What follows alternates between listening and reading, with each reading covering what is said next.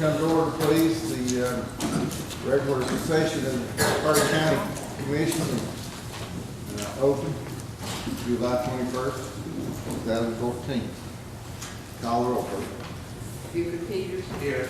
Willie Campbell. Here. Lawrence Todd. Here. Nancy Brown. Here. Joel Street. Present. Richard Winters. Here. Ronnie Crivitt. Here. Larry Seed. Present. Charles Montana. Present. Elsie Testor.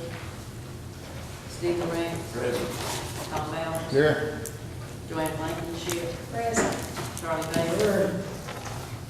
Bobby Dees. Present. Ken Arden. Steve Chambers. Here. John Lewis. Here. Sonia Coler. Present. Russell Cott. Here. Scott Sands. Bill Armstrong. Here. Pat Hicks. Present. Robert Goff. He's in the hospital. Robert Shaw was in the hospital, and Y'all sick.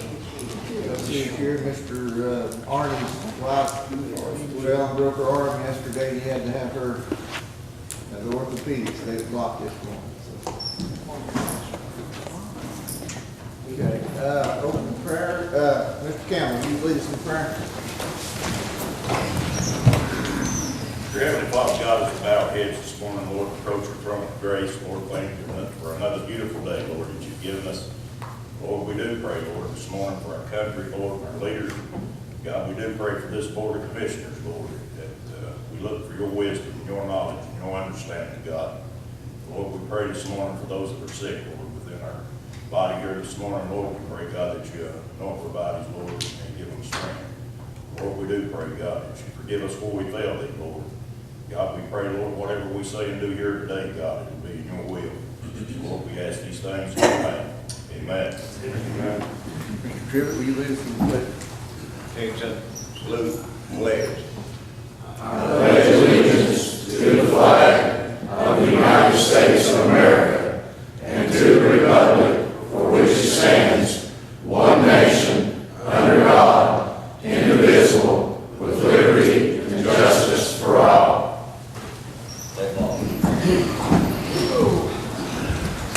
This time I'd like to recognize our elected and appointed officials and guests. If you'd stand, please. Thank you all.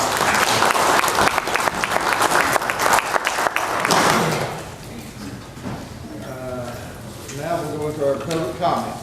Anybody that'd like to speak about anything that's on the agenda, step forward, Mr. Peters. You'll have 2 minutes.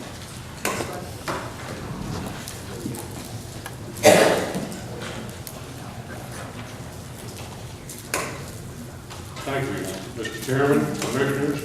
You have before you today a proposal which indicates what we know is a reality. That reality being that we need to increase county revenues. However, most Carter Countyans don't agree that property tax increase is the answer. We need to spend wisely and the revenue monies we currently possess. An increase of 12 cents in our property taxes to replace the $950,000 taken from the debt service fund, and to give the school system $850,000 for a study to determine the building of a consolidated middle school, which we can't afford. I'm asking the commission to apply that $850,000 to the debt service fund, therefore eliminating the need to raise residents' taxes by 12 cents. Then when we can afford the new school building. I agree that we need additional revenue sources in Carter County, and one is industry. When industry is determining where to locate, they consider many things, and granted, schools are one, but there are many other items to be considered. Highways, railroads, trucking accessibility, water, electricity, available land, available raw materials, and workforce availability, which we have a great deal of. Law enforcement, churches, county government that is stable and a reasonable and consistent tax rate. We need to build Carter County industrially. Then we can increase our tax revenue and improve our county schools, roads, and neighborhoods without burdening the residents. Industrial growth cannot happen overnight, so I encourage you to cut spending to run our county like we run our households. If you can't afford it on your present income, then don't purchase it. Thank you. Thank you, Mr. Peters. Anyone else? Go order.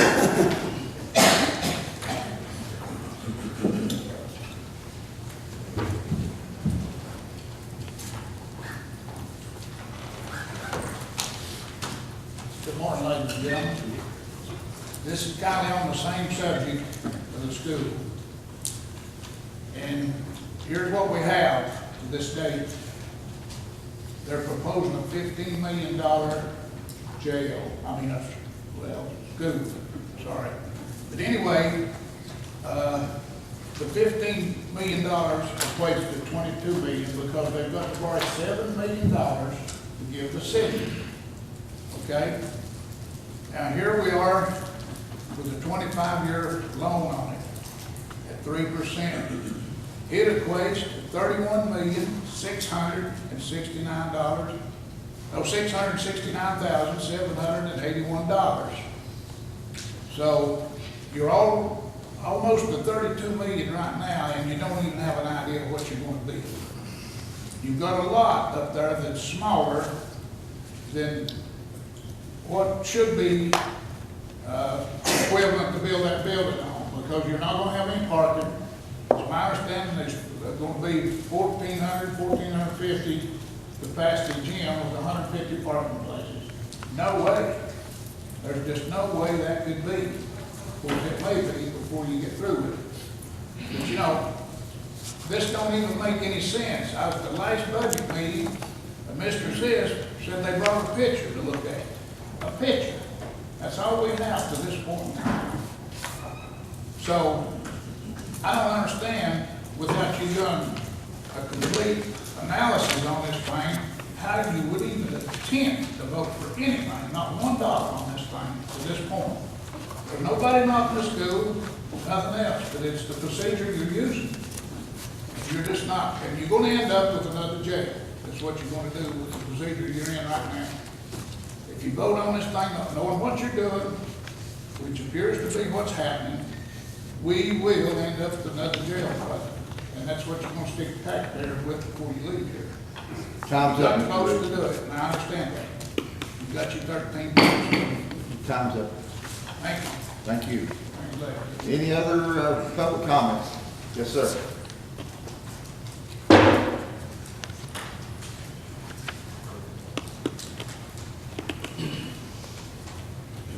My name is Robert Carroll, live on West D Street in Elizabeth. My comments are along the same lines as what you just heard. I've got a newspaper here from Elizabeth Star. It says, Elizabeth's combined property rates third highest in Northeast Tennessee. If you add the fees that we pay, $10 fee for garbage, $10 fee for infrastructure improvement. If I go to the county landfill, I pay a fee. If you add the fees in that of the rate, I'm sure they'll move us up to number one. Now again, nobody's against the school. Another article out of the paper. Now this is not something I can copy and can write out of the newspaper. The reason I brought these. Locally, the child poverty percentages for 2010 were 22.6% of children in Washington County, 40.6% of children in Carter County in poverty. Ladies and gentlemen, you cannot educate or expect a child to learn in school when he's worried about where his next meal is going to come from. Economic development should be ahead of a new school building. Another article from the paper. The report noted, and this is a report from Tennessee Housing Development Report. The report noted that 20.5% of homeowners in Carter County are cost burdened, in addition to 37.89% of renters in Carter County are cost burdened. Now listen, there's a few words from a poem that I repeat a lot. It says, the saddest words from tongue or pen it could have been. You realize that we're more interested in bringing revenues in and catering to the administrators of our government than we are of taking care of the people who elected you to represent them. You're not representing us, the citizens, you're representing administrators who want dollars brought into their coffers. There should not be. Thank you, Mr. Carroll, your time's up. There should not be an $850 excess to be turned back in on these budgets to start with. Thank you. And it might be worth pointing out that that $10 garbage fee and $10 infrastructure fee are city taxes, not anything to do with the county. Anyway, any other public comments? Any other public comments? Very well, seeing none, we'll move on. I believe the mayor has a presentation of a early voting flag. What kind of flag, sir? Early voting. Early voting? Good morning. It is a wonderful day here in Carter County. Beautiful day. Per the U.S. Census Bureau, Carter County's unemployment rate in September of 2010 was a staggering 9.7%. The numbers released for May of this year indicate an unemployment rate of only 6.4%. This equates to a 34% improvement. The following success story is just one of the contributing factors for these substantial gains. In January 2012, Silver Angels, a small, long-term home care service, moved from Mountain City to Elizabeth. This was done to centralize services throughout Northeast Tennessee, covering Johnson, Carter, Sullivan, Washington, and Unicoi counties. While in Johnson County, the firm employed approximately 20 employees and served 18 people. Within 19 months, the Elizabeth office has grown to over 120 employees, with a gross payroll in excess of $1.9 million. There is a tremendous need for these type services. It has been confirmed by the rapid expansion of the company to 10 other locations across the state from here to Memphis, with 700 plus employees. Currently, 406 customers are served out of the Elizabethan office. These individuals are provided long-term care services ranging from personal care, homemaker, in-home respite, Meals on Wheels, nurse practitioner, and life coach. Also, 200 Carter Countyans have been provided personal emergency response systems. Management's employment projections, based on actual growth rates, suggest 40 or more new employees will be added by the end of this year. The success of the company has and will continue to be a positive impact on our local economy. But just as importantly, the long-term care services provided by Silver Angels allow a good number of our citizens to stay at home safely and securely. I'm extremely proud of the reputation of the Elizabethan office. It is noted as one of the best non-skilled home care services in Tennessee. It is only fitting and proper that we recognize and honor the person who acknowledged the need for these important services and set up operations in Carter County. This man served his country in the United States Air Force from 1979 to 1990.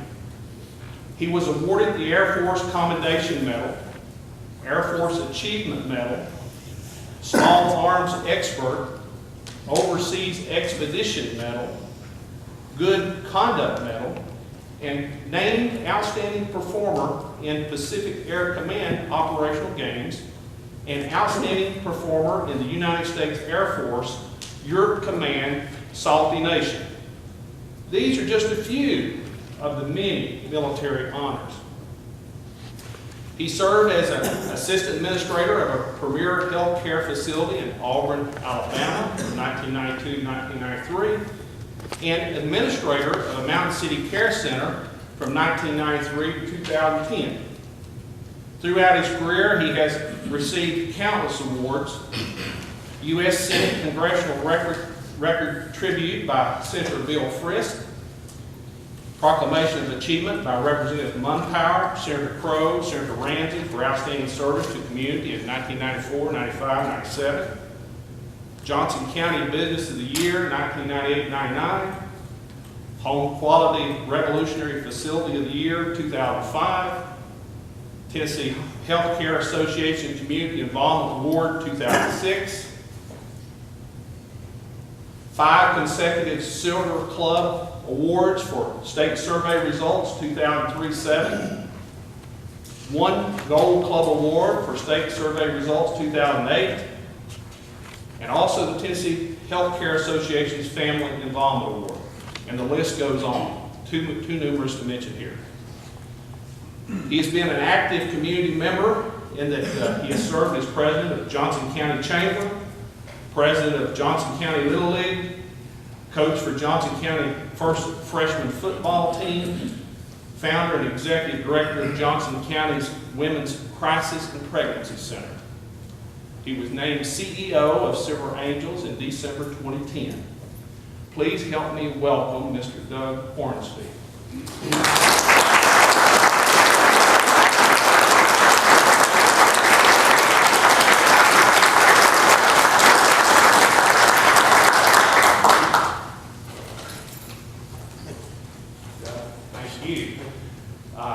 Just can't say enough about your personal and financial investment here in our county. We really appreciate the trust that you placed in us. Yes, Thank you, sir. Thank you. Thank you.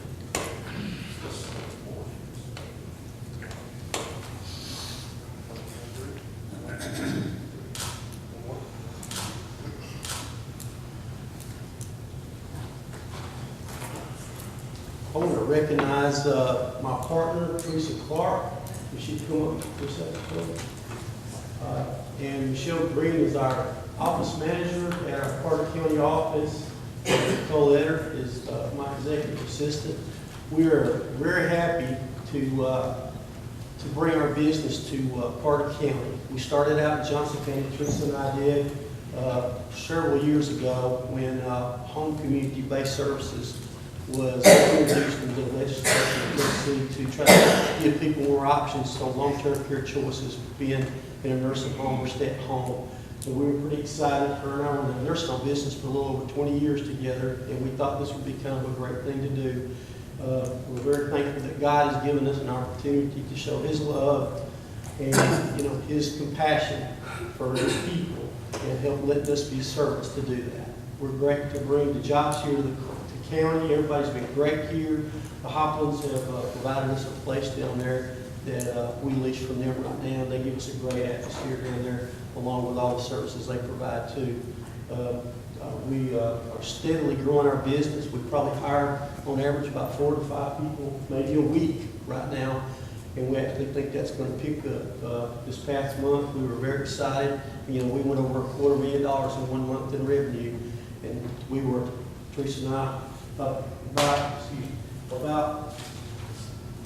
like 17 months ago, we were sitting in 2 chairs looking at each other thinking, is this going to work? So we're pretty excited now. So we thank Mayor Humphrey and thank all you people for recognizing us. And we're just here to serve you, and we're very thankful and thankful to God for giving us this opportunity. Thank you.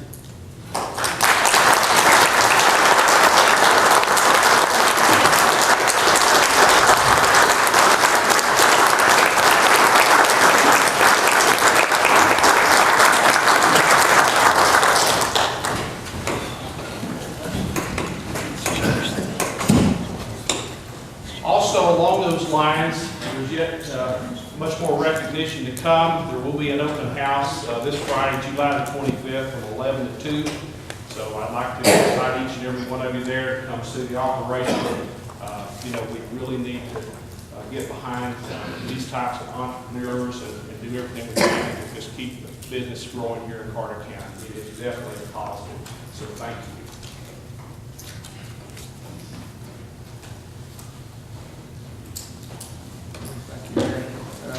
Now we'll have the acceptance of minutes from the previous meeting. Like a motion to accept. I make a motion. Motion by Mr. Lewis, second by Mr. Cox to accept the minutes.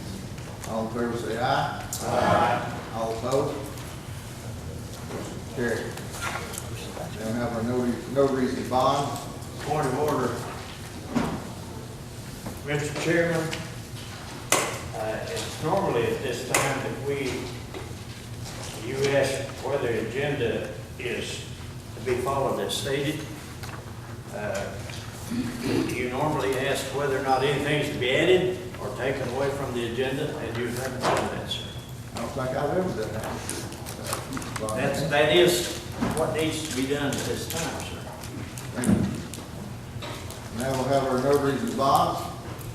Mary P. Stout, Curtis Brunt, Bill Brunt, Catherine J. Duggar Edwards, James W. Johnson, Sherry D. Kimball, Jeff Livingston, Rebecca A. Fritzinger, Erica Keefe, Chelsea Melton, and Kevin Moore, Carter County School Director. We'll have a motion to approve the notary. Motion to approve. Second. Motion by Ms. Butler to approve, second by Ms. Brown. Any discussion? All in favor say aye. Aye. All opposed? Motion carries. Now, we have to elect the judicial commissioner. You'll find your packet of resignations from Mr. Michael Pritchard and a list of applicants. The floor will be open for nomination. Mr. Chairman, I would like to make a nomination from the floor, if I could, sir. I'd like to nominate Tom Pleasant. Tom's with us this morning, and he's here to share a few things with us at 11 time. Thank you, sir. Any other nominations? I'd like to nominate Mr. Anderson.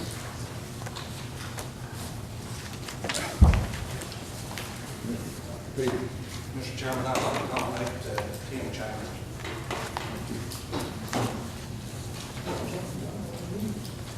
Any other nominations? I have a motion nomination C. Second. Second. All in favor say aye. Aye. All opposed? All right. We have Mr. Pleasant, Mr. Anderson, and Mr. Chambers. Now we'll allow each one of those to say a few words in their own defense if they'd like to. Mr. Pleasant.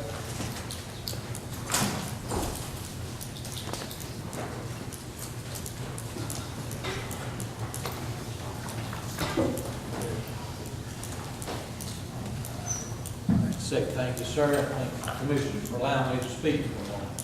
My name is Thomas Pleasant, born and raised here in Carter County, educated in the Elizabethton school system with a degree from Stephen College. I'll open up by saying that I am not a legal or a law enforcement professional, but I'm a common sense citizen, honest taxpayer. I will subject myself to any background check that you may have a concern, and I'll assure you will find it to be very boring without even a traffic citation. As I said, I was born and raised here in Carter County, and I love Carter County. And I want to be more involved in what goes on in Carter County, and I think through this position, judicial commissioner, I can be involved. I am a compassionate but fair and honest person, and I will live up to those standards. I have been online, I have read and had a synopsis of the duties of this job, and see no reason why I could not fulfill that. Like I say, I am retired from 48 years in the grocery associated business, the last 30 years with H.D. Hackman. I say that so you'll know I have a stick-to-it-ness and will stick to the job. Also, I'd like to say I'm a United States Army veteran, having served during the Vietnam era. All our duties performed stateside. I'm proud to be a part of Carter County. I look forward to serving you and the citizens and working with the officials of this county. Thank you. Thank you, Mr. Pleasant. Mr. Anderson. Mr. Anderson's here. Mr. Chambers.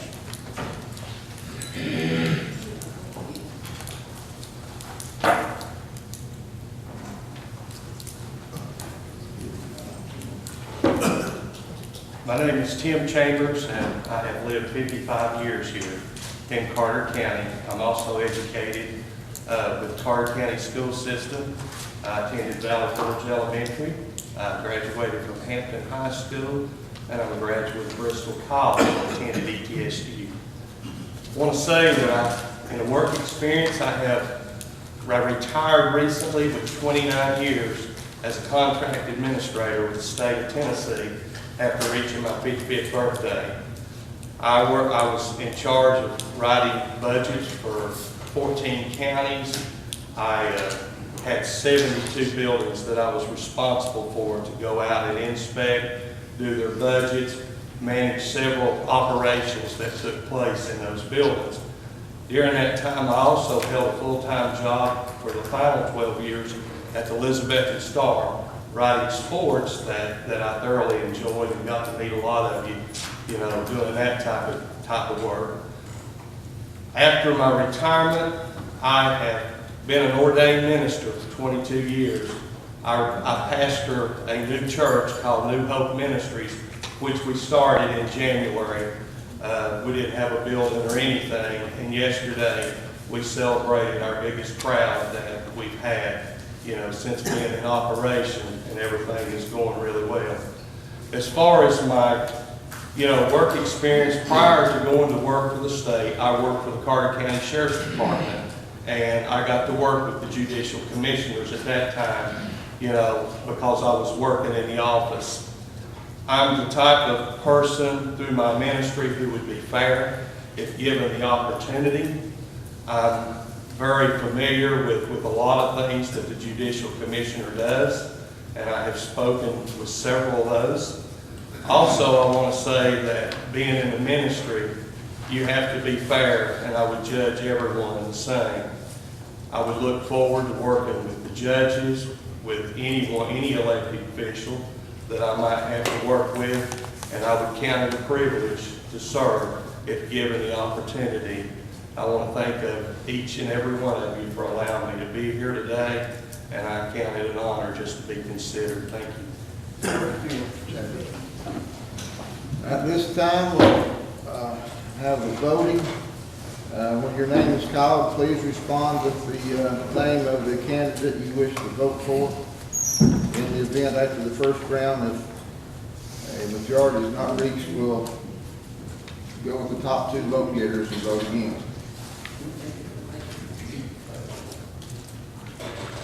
Call roll. Buford Peters, Tim Chambers. Willie Campbell, Pleasant. Lawrence Hodge, J.D. Nancy Brown, Anderson. Joel Street, Mr. Chambers. Richard Winters, Pleasant. Ronnie Tribbett, Pleasant. Harry Seas, Pleasant. Charles Von Cannon, Pleasant. Elsie Tester, Anderson. Steve Morantz, Kyle Bowers, Chambers. Joanne Blankenship, Chambers. Charlie Bailey, Chambers. Bobby Dees, Pleasant. Ken Arden, Steve Chambers, Chambers. John Lewis, Pleasant. Sonia Fuller, Pleasant. Russell Cott, Pleasant. Scott Sands, Pleasant. Bill Armstrong, Pleasant. Pat Hicks, Pleasant. and Robert Goff.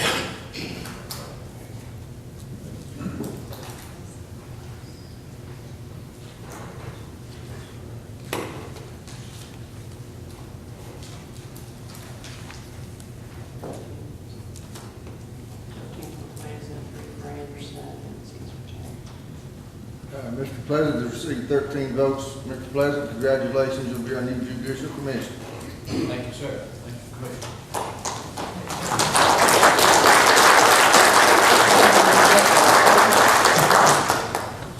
Mr. Chairman, Yes, Mr. Mayor. along those lines, we know of the problems that we've encountered here in the last few months with not having a sufficient number of judicial commissioners and not having someone to backfill for those people. The statute does provide for the judge to appoint judicial commissioner to fill in when there is a vacancy. However, there is no compensation for the statute unless this body makes that provision. I have spoken with Judge Walton. He's in agreement that we should go ahead and set up provisions for that. I've spoken just briefly with Financial Director Deloach. And just to make life easier on everyone going forward, if there is a vacancy, there's no one to fill in, and the judge does have to appoint, it's only fair that if we're not requiring new monies, to take the monies that have been set aside and compensate that commissioner for that week's service. So I would hope, Mr. Chairman, that you would take some action on that today, or allow the commission to do that. I believe that needs to go through the budget committee. We'll consider it at next month's meeting. I understand, sir. The only thing is, there's no new monies required. I mean, we're talking about using the monies that have already been appropriated. It's no new or additional monies required to service that. So I don't see, with that, Chairman, with all due respect, it would have to go back to budget. I'll put that in form of a motion. And I'll say, Sam? Motion by Mr. Brown, second by Mr. Sam to discuss funding these volunteer appointees. no, the motion was to vote on it, sir. The motion was not to send it to budget. I didn't say that. Pay attention, Mr. Sam. I said the motion was to consider paying these volunteer appointees. I didn't say nothing about sending it to the budget committee. That's what the motion's for. Is there any discussion on the motion? All in favor say aye. Aye. All opposed? Okay. Now, Ms. Brown, you want to present the case to pay these people? You make a motion. The funds will come out of the money already appropriated for the judicial commissioner. If he can't step up and do his job, then whoever has to step in will get his pay. Same money, no new money. Any other discussion? Just for point of information, I'll say that there are two volunteer judicial commissioners that are appointed by the judge. And the whole definition of volunteer is to serve without compensation. Now, in the event that we should maybe decide to expand the number of commissioners, judicial commissioners, on a fee basis, then we can do that later. So, call the roll, please. Buford Peters. No. Willie Campbell. No. Lawrence Hodge. No. Nancy Brown. Yes. Joel Street. No. Richard Winters. No. Ronnie Trivet. Aye. Harry Seas. No. Charles Von Cannon. Aye. Elsie Tester. Aye. Steve Grant. No. Tom Allen. No. Joy Blankenship. No. Charlie Davis. No. Bobby Dees. No. Ian Arden. Steve Chambers. No. John Lewis. Yes. Sonia Cutler. No. Russell Cott. No. Scott Sands. Bill Armstrong. No. Pat Hicks. Aye. Robert Goff.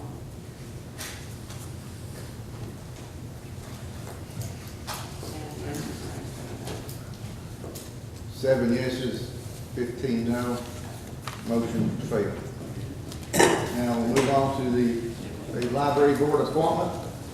You have a letter in your packet from the Elizabeth and Carter County Public Library, and they recommend the appointment of Mr. Edward Spear. Do I have a motion to? I make a motion to appoint him. Sir? Okay. I make a motion to appoint him. Have a motion from Mr. Von Cannon, second from Mr. Triliff to appoint Mr. Spear. Any discussion? All in favor say aye. Aye. All opposed? Motion carried. Mr. Spear will be a new member of the Elizabeth and Carter County Public Library.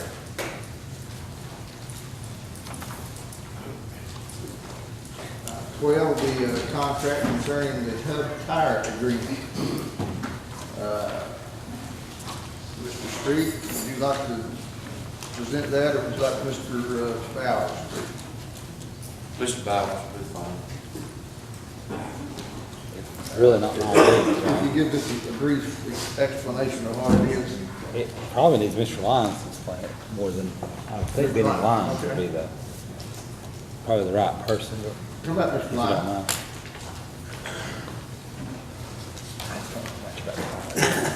Maybe agreements, but I don't.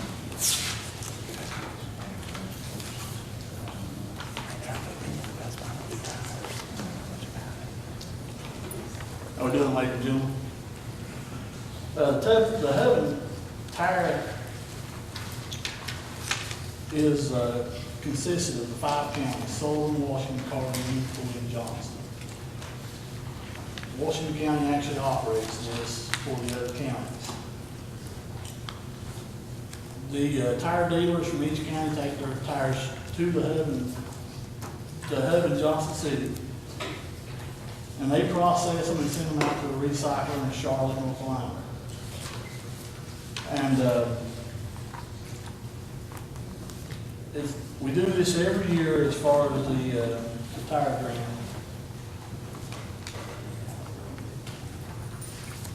With the counties, they bid it out, and then they give us a price back what they charge us to do it for.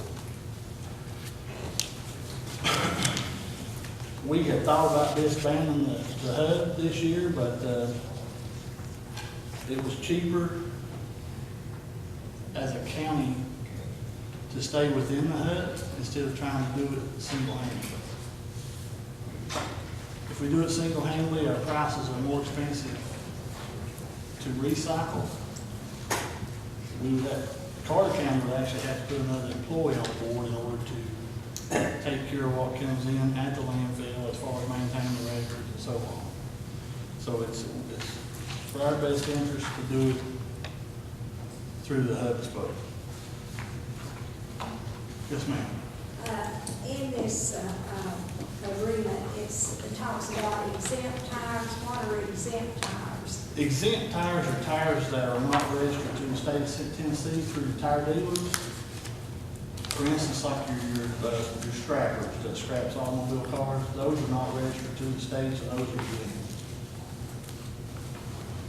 Yes, sir. Mr. Lyons, in support of this agreement, it costs us more money to do it any other way. Therefore, it's a no-brainer. Thank you, sir. And Mr. Chairman, Yes, Mr. Lewis. and I know, since I'm in tire business, people will think it's big, but it's not. Now, we got 7 or 8 tire dealers in this county. Now, taking these tires all the way to Valley Ridge is really a disconvenience. We got to pay our gas, got to take time off.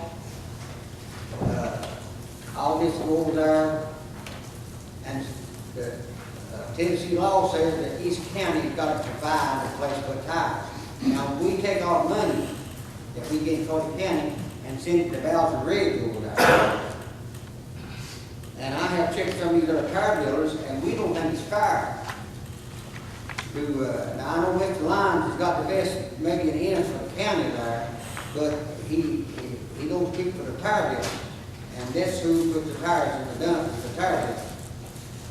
And I don't think it's fair that we should be put in a predicament that we have to shut our business down, or pay somebody to haul these things to Valley Ridge, and our money won't stay here in Carter County. Thank you, sir. Have any other questions? Any other questions for Mr. Lyons? Thought we had a tire shredder. No, sir. No, sir, we, never had one. You have one. Do we have a motion to approve this? Motion to approve. Second. Have a motion by Mr. Street, second by Mr. Hicks to approve this contract. Call the roll, please. If I may, real quick. Oh, yes, sir. Just a disclaimer, I've given no legal advice to Washington County on this agreement. I took on the Washington County position. I think I made it clear to both mayors and commissions that if it ever be any kind of contract between the two counties, I'd represent Carter County only. So I had nothing to do with the drafting of or review of this for Washington County. Thank you. That's all. Thank you, Mr. Ballard. Call the roll. Buford Peters. Willie Campbell. Ron Todd. Nancy Brown. Joel Street. Richard Winters. Ronnie Crivitt. Harry Seas. Charles Montana. Elsie Testor. Steve Morant. Tom Bowers. Joanne Blankenship. Charlie Bates. Bobby Diggs. Ken Arden. Steve Chambers. John Lewis. No. Sonia Coler. Russell Cott. Scott Sands. Bill Armstrong. Pat Hicks. And Ron Gonzalez. Two votes.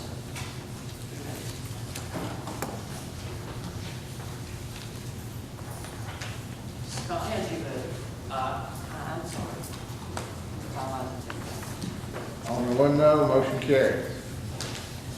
Next, we have an amendment to the Allen Shelter Agreement between the county and the city. Bowers, would you like to explain that? 3 amendments brought over from the city side as far as our animal shelter agreement. Worked with Mr. Loach to receive approval of each one of these. Essentially just giving some more definition to to who will provide insurance through their carrier for the building itself as well as the operations of the building. As by statute, it's a county mandated operation to maintain animal shelter. And it's really, although it is a partnership with the city, we are ultimately the person responsible. So we're having it covered through our insurance carrier, and the city will reimburse the county their portion of 1/2. Is that correct, Mr. Loach, your understanding? That's correct. I would consider it's more of a shopkeeping or housekeeping amendments. Would you agree, Mr. Loach? Yes, that's right. That's all.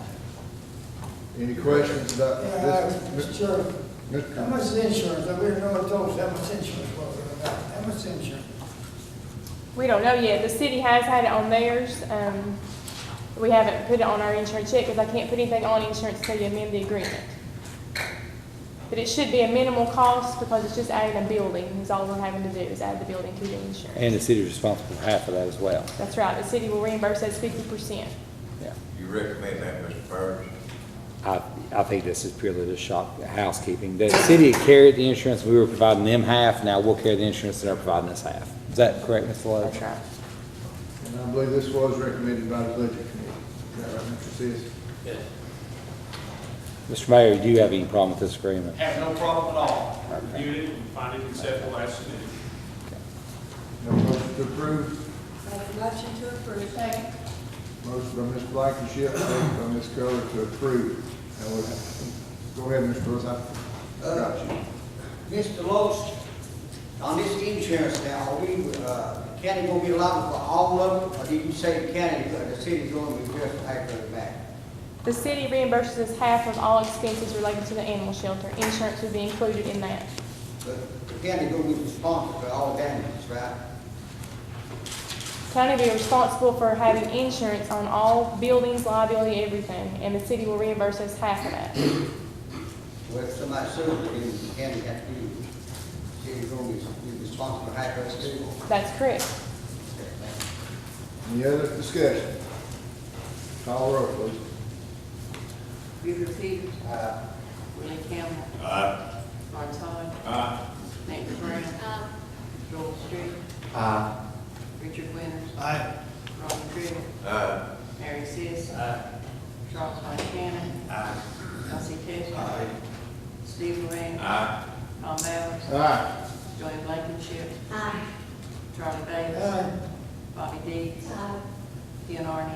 Steve Chambers. Aye. John Lewis. Aye. Sonia Cole. Russell Cott. Aye. Scott Sands. Bill Armstrong. Aye. Pat Hicks. Aye. All ayes, motion carried.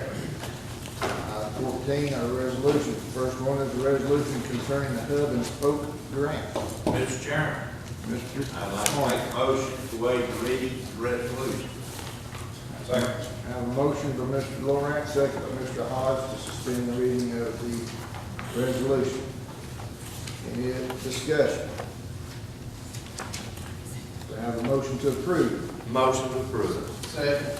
Motion by Mr. Street, second by Mr. Chambers to approve this resolution. Call the roll, please. Buford Peters. William Campbell. Lawrence Hodge. Nancy Brown. Joel Street. Richard Winters. Ronnie Trivet. Harry Seas. Charles Montana. Elsie Testor. Steve Moran. Tom Allen. Joanne Blankenship. Charlie Bates. Bobby Dees. Ian Arden. Steve Chambers. John Lewis. Sonia Coler. Russell Cott. Scott Sands. Bill Armstrong. Pat Hicks. All ayes, motion carried. Second one is resolution concerning the children and youth grant. Have a motion to waive the reading of that resolution. I have a motion by Mr. Trivett, second by Mr. Lawrence to suspend the reading on that. Do I have a motion to approve this grant? Motion. Motion by Mr. Lawrence, second by Mr. Cott. Discussion. Mr. Blankenship.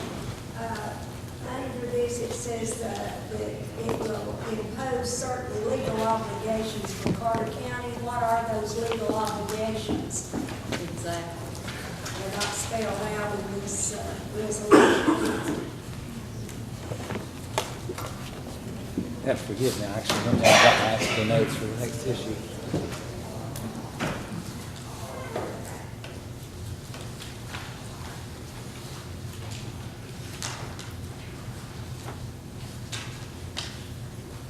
We're talking about the Children and Youth Grant. Yes.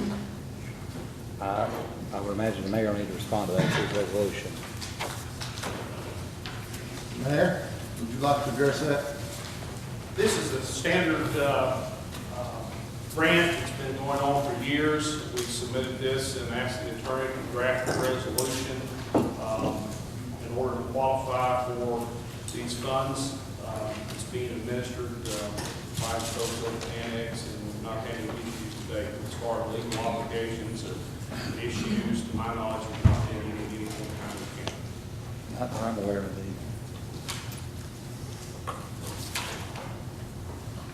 Does that satisfy you? Or did that answer your question, Mr. I'd like to have, it should, in my opinion, it should say what the county legal obligations are. This has been a reoccurring grant that we've used for the Children Youth Program. I think it's Samantha, is it Burkner? Correct. Yes, Prater. that's correct. Administers that program under the juvenile court system. I don't think we've ever had an issue with it in the past, have we? We would need her to present and come over and present exactly what she does with those grant monies, what program she administers. I'm certainly not aware of what Ms. Samantha does on a daily basis with those. And along those lines, you're looking at about $3,000, much needed money for that. You know how tight that budget is over there. Pretty And, tight.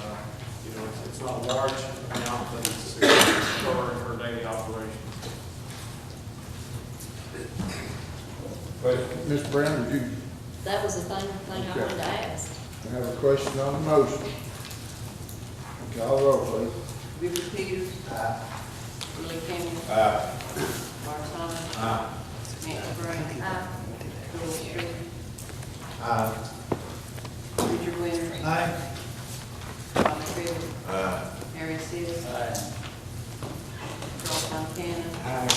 Elsie Testor. Steve Moran. Tom Allen. Aye. Joanne Blankenship. Aye. Charlie Bailey. Aye.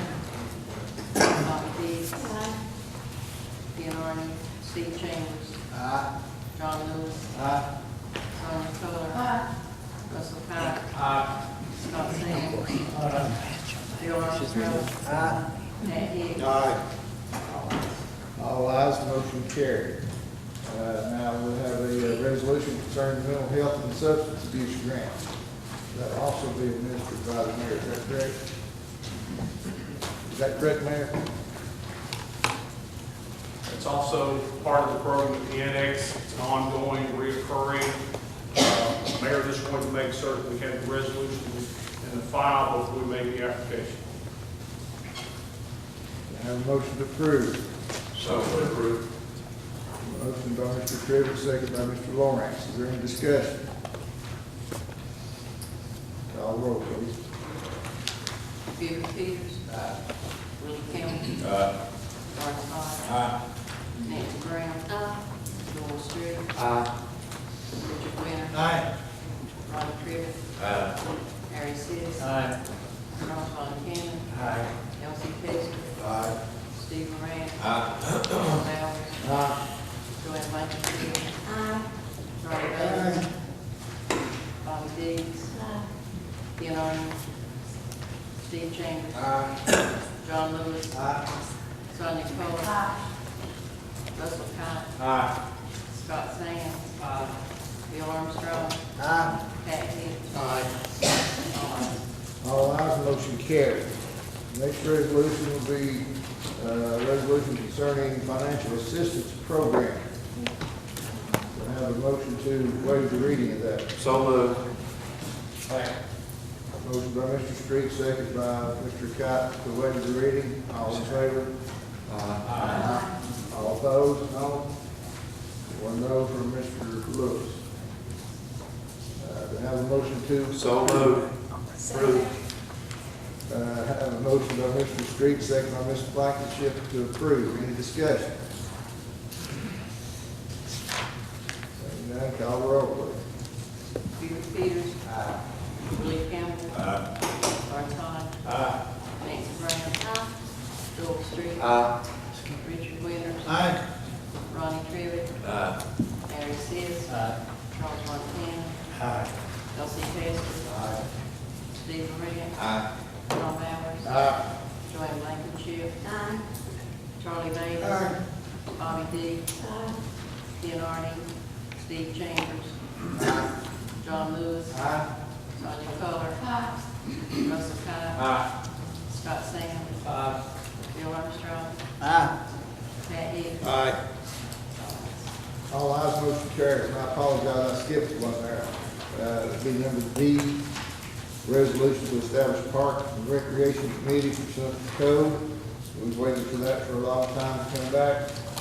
Do I have a motion to waive the reading of that? And Mr. Chairman, can I say something? Just a minute, I asked for a motion to waive the reading. Do I have? Motion. Second. Motion by Mr. Campbell, second by Mr. Chambers to waive the reading. Now do I have a motion to approve? Make a motion. Second. Motion by Mr. Brown, second by Mr. Blankenship to approve. Now we have some discussion, Mr. Lewis. Is anybody here from the Park and Rec Board? Now, if I understand this right, this is a private act to privatize the Park and Rec Board. That's what it is? If I could, Mr. Chairman, Yes, sir. I can explain this. Mr. Lewis, I was put on the board as a representative of the commission. And what this is, when I went on that board, I felt like the county wasn't being represented as a whole. There was 5 members on the board. There was like 2 from each, one district, 2 districts had 2 from each district. We've got 8 districts in the county. So I feel like the whole county wasn't being represented. So then Mr. Byers come up with this resolution to change that, to make, there would be 1 representative from each district now. Under this resolution. The reason we had to do this, Park and Rec is controlled under state law. And in that kind of state law said you could only have 5. So we had to do a private act to change that to make it fit our county. And so that's what that's about. There will be one representative from each district. And basically, that's all the change. Under state law, they didn't be paid. Now, they can be paid for 8 meetings, not 12 a year, but 8 meetings a year. That the standard rate is a committee, $50 each. And the board, we actually didn't have a member on that board. Now we can have a member from the commission on that board with 8 members, which makes it more even over the county and represents the county better, I feel. Why do you need a private act to go on? Because Park and Rec was controlled under state law. It wasn't controlled with the county commission. It was, is that right, Mr. Fowler? You want to Yeah, address that? the statute in place allows for a 5-member board, an unpaid 5-member board. But due to the uniqueness of our county, we had always had an 8-member board, one to represent each of our different districts in our area to make sure the entire county receives representation on its board. In order to continue that practice, as these members had resigned or left for various reasons, my opinion was we could not refill them pursuant to the code. We weren't allowed to have that many members. So Mr. Peters came to me probably about a year ago and wanted to make a change on that, something that the Parks and Rec Board did, so that we could comply not only with statute, but also comply with the needs of the citizens of this county as viewed by the board by having one representative of each of the Grand 8 districts. The legislature was presented with the request to complete a private act. They actually completed a public act, which means this is now in the Tennessee Code Book. We just need a resolution to adopt it. And if we adopt that resolution under 1124-104B, then we can have the board as we originally designed. A 9-member board, one from each of the districts, the commissioner appointing the 9th member. So you'd always want to have an odd number on the board in case of a 5-4 vote. Sometimes 4-4 you can sit there all day, as we saw in our own meetings. So that's why we tried to pick a 9th member. We picked a member of the commission to be that person. And if the commission so chooses and so pleases, you can adopt this. Are these people going to be regulated under the state board hands or the county board hands? It's a county board, so it'd be paid. County board, right? Yeah, they've been paid in the past. They will, as they come off, it'll be 4, I think it's 4-year appointments.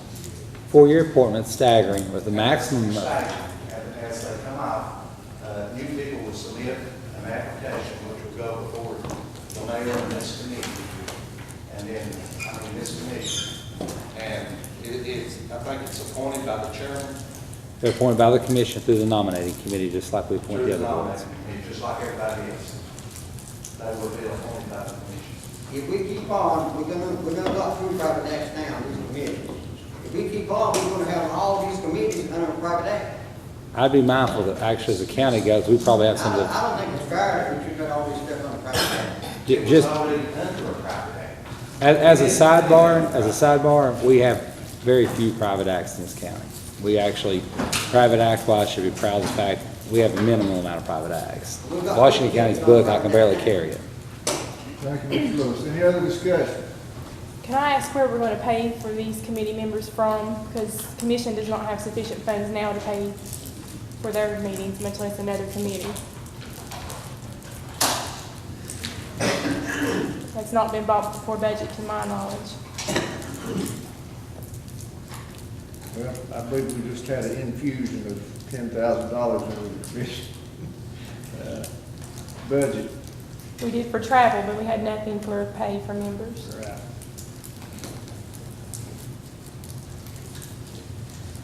I guess we'll do it at our next budget committee meeting. Mr. Chairman, on the basis of the information we just received, I make a move that we table this issue until we can properly budget for it in the future. Have a motion to table, do we have a second? I second. By Mr. Lewis. We'll, call the roll please on motion to table, the motion to approve this resolution. Buford Peters. Willie Campbell. No. Lawrence Hodge. No. Nancy Brown. Yes. Joel Street. Yes. Richard Winters. No. Ronnie Trivet, I'm not sure how to vote for this. We'll have to turn it back over to the budget committee if we do approve it. To find some money. So I'll vote, no. Harry Seas, No. Charles Montana, Aye. Elsie Testor, Steve, Elsie Testor, No. Stephen Rance, No. Tom Bowers, No. Joanne Blankenship, No. Charlie Bates. No. Bobby Dees, No. Steve Chambers, No. John Lewis, Yes. Sonia Coler, No. Russell Cott, No. Scott Sands, Bill Armstrong, No. Pat Hicks, No.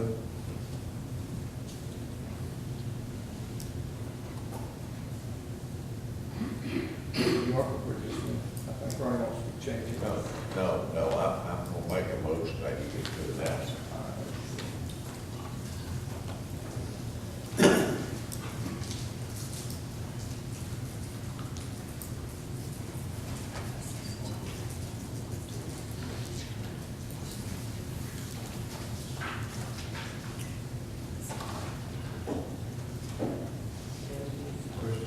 Seventeen noes, motion, Mr. Chairman, to table failed. Mr. Trigg. I'm making a motion, turn it back over to the budget committee, let him work the financial thing. We already have a motion on the floor. Question on the original motion. Question on the original motion, and that is to approve this resolution for Park and Rec. Call roll, please. Buford Peters, Aye. Willie Campbell, Aye. Lars Todd, Aye. Nancy Brown, No. Joel Street, Aye. Richard Winters, Aye. Ronnie Trivet, Aye. Harry Seas, Charles Montana, I have to vote aye this time. Elsie Testor, Aye. Stephen Rance, Aye. Tom Allen, Aye. Joanne Blankenship, Aye. Charlie Bates, Bonnie Dees, Bill Arden, Steve Chambers, John Lewis, No. Sonia Coler, Aye. Russell Cott, Scott Sands, No. Bill Armstrong, Matt Hicks,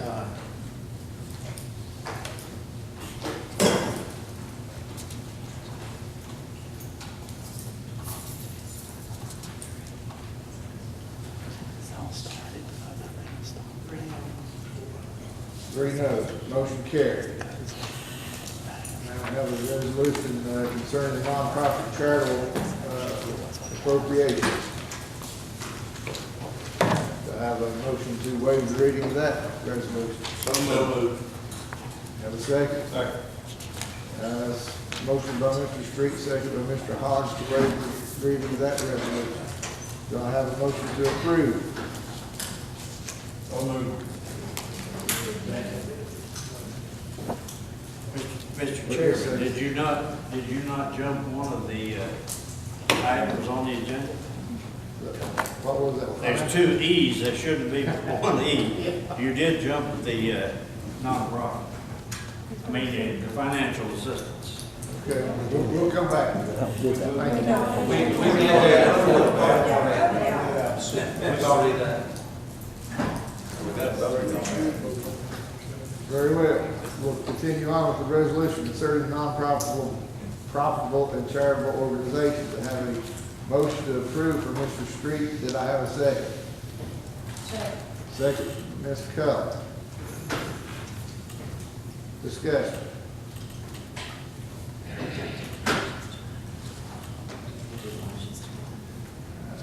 Street.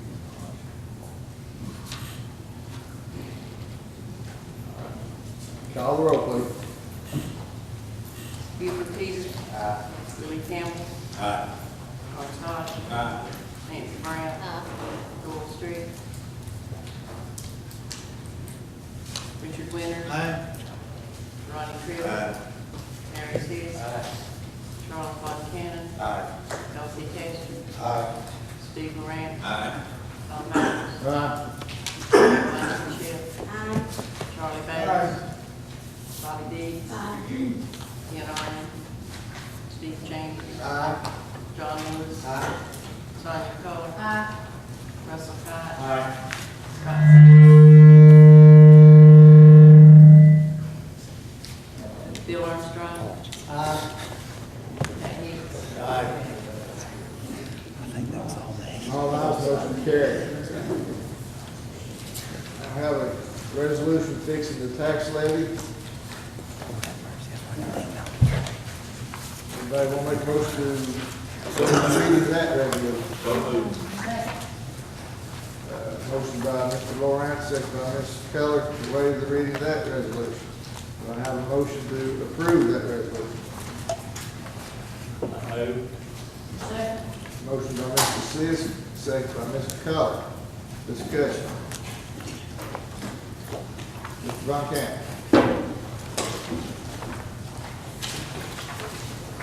We've talked quite often about infrastructure in this county.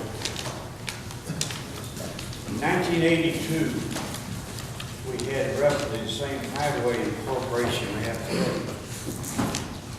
On 1.3% of that, or the tax rate.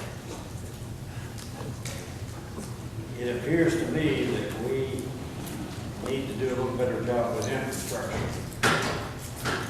The bridges are, as we've said many times, over 50% of the bridges are over 50 years old, and concrete begins to deteriorate at 50 years. So we're taking a chance with the safety of our children that drive across these bridges and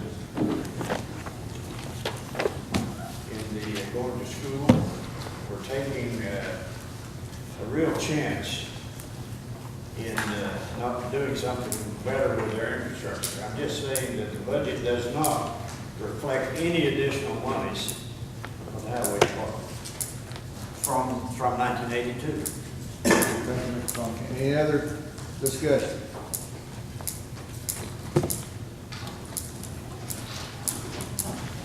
Have a motion to approve, and there's no more discussion. Mr. Peter. Does this actually set the tax rate at 247?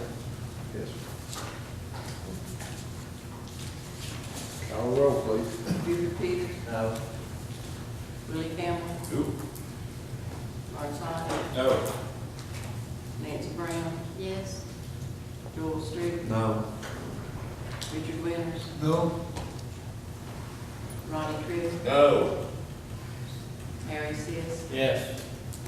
Charles Von Cannon. No. Elsie Testor. No. Steve Moran. No. Tom Bowers. Yes. Joanne Blankenship. No. Charlie Davis. No. Bobby Dees. No. Ken Arden. Steve Chambers. No. John Lewis. No. Sonia Coler. Yes. Russell Cott. Scott Sands. Bill Armstrong. Aye. Pat Hicks. Aye.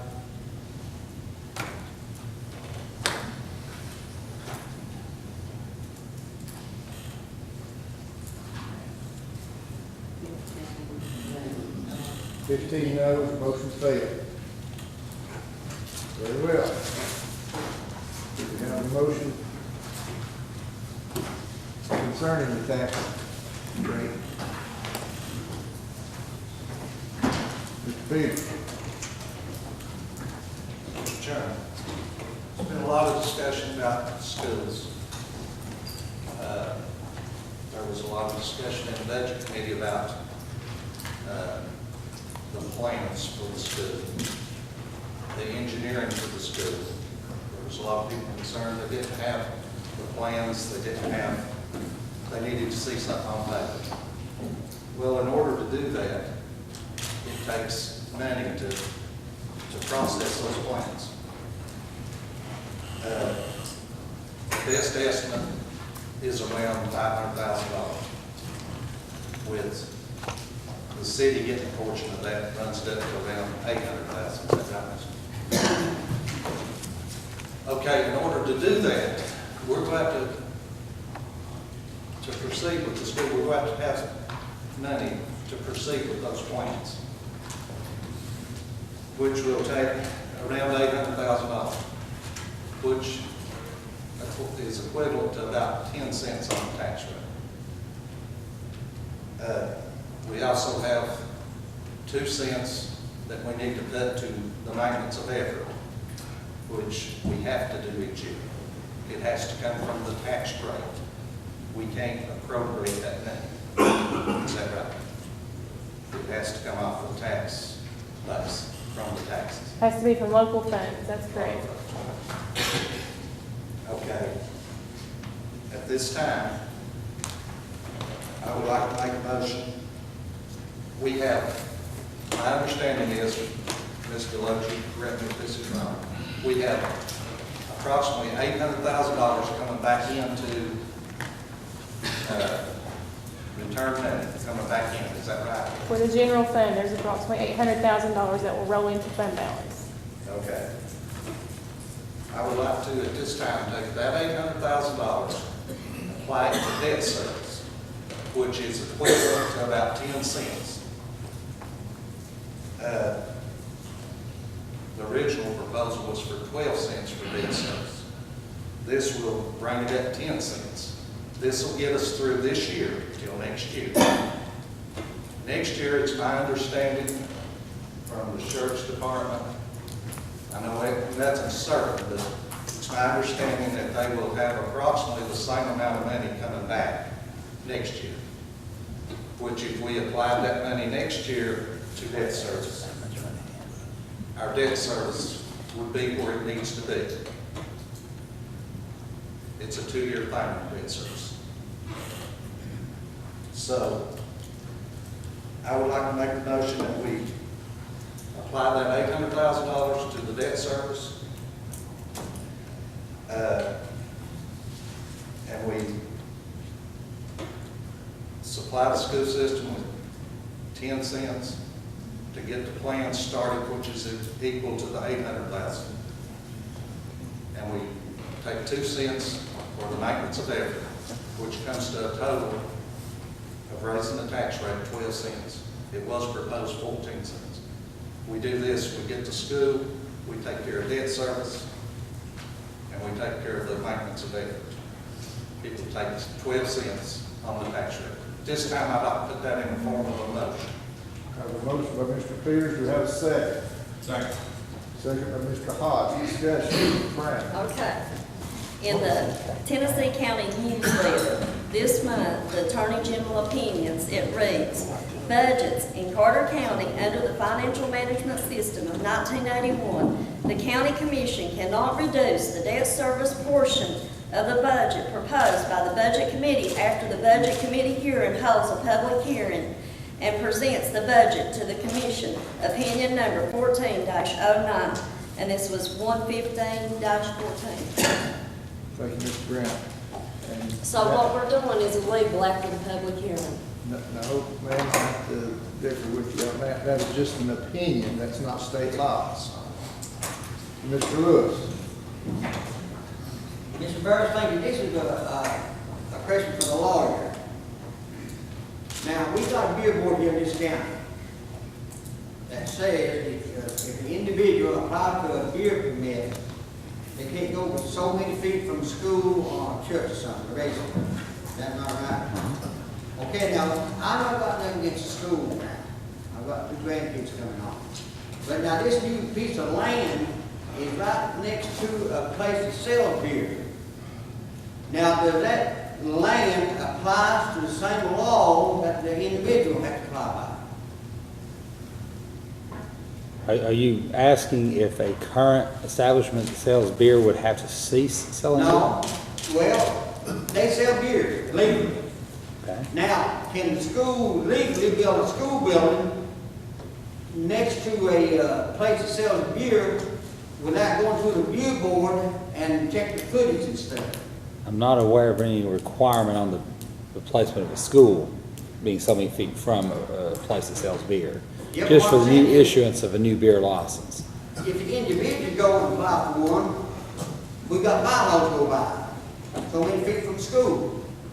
My question is, can the school build so many feet from a beer place? That's a fine question, Mr. Lewis, but right I'll now. have to check into it. Yes, but right now we're talking about this tax rate. I understand And this what you're talking proposed motion by Mr. Peters has got nothing to do with beer right But now. why appropriate money for something maybe that ain't gonna happen? Thank you. Have any, Mr. Von Cannon? As Mr. Sister put it a few days ago, you've got the cart before the horse. You've, number one, identified that Ready Mart is border to border, property line to property line, with, and Ready Mart does sell beer. The other place down the way, Roadrunner, which is 700 feet away, or thereabouts, also sells beer. If you require this for a church, why can't you require it for the kids? Mr. Von Cannon, that still has nothing to do with the tax levy. It has everything to do with it, sir. Mr. Trevor? Mr. Chairman, for 2 years I've got on this floor and told everybody, keep going to the fund balance, and the debt service is gonna get in trouble before us. Well, you're in trouble right now. Mr. Sid?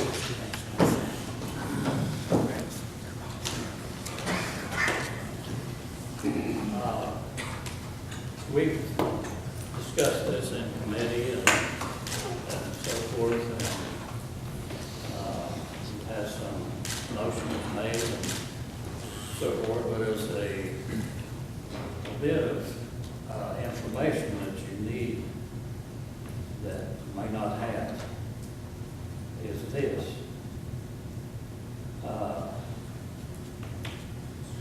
It's been determined that you cannot take funds from the fund balance and just put it in debt service, which is what you proposed.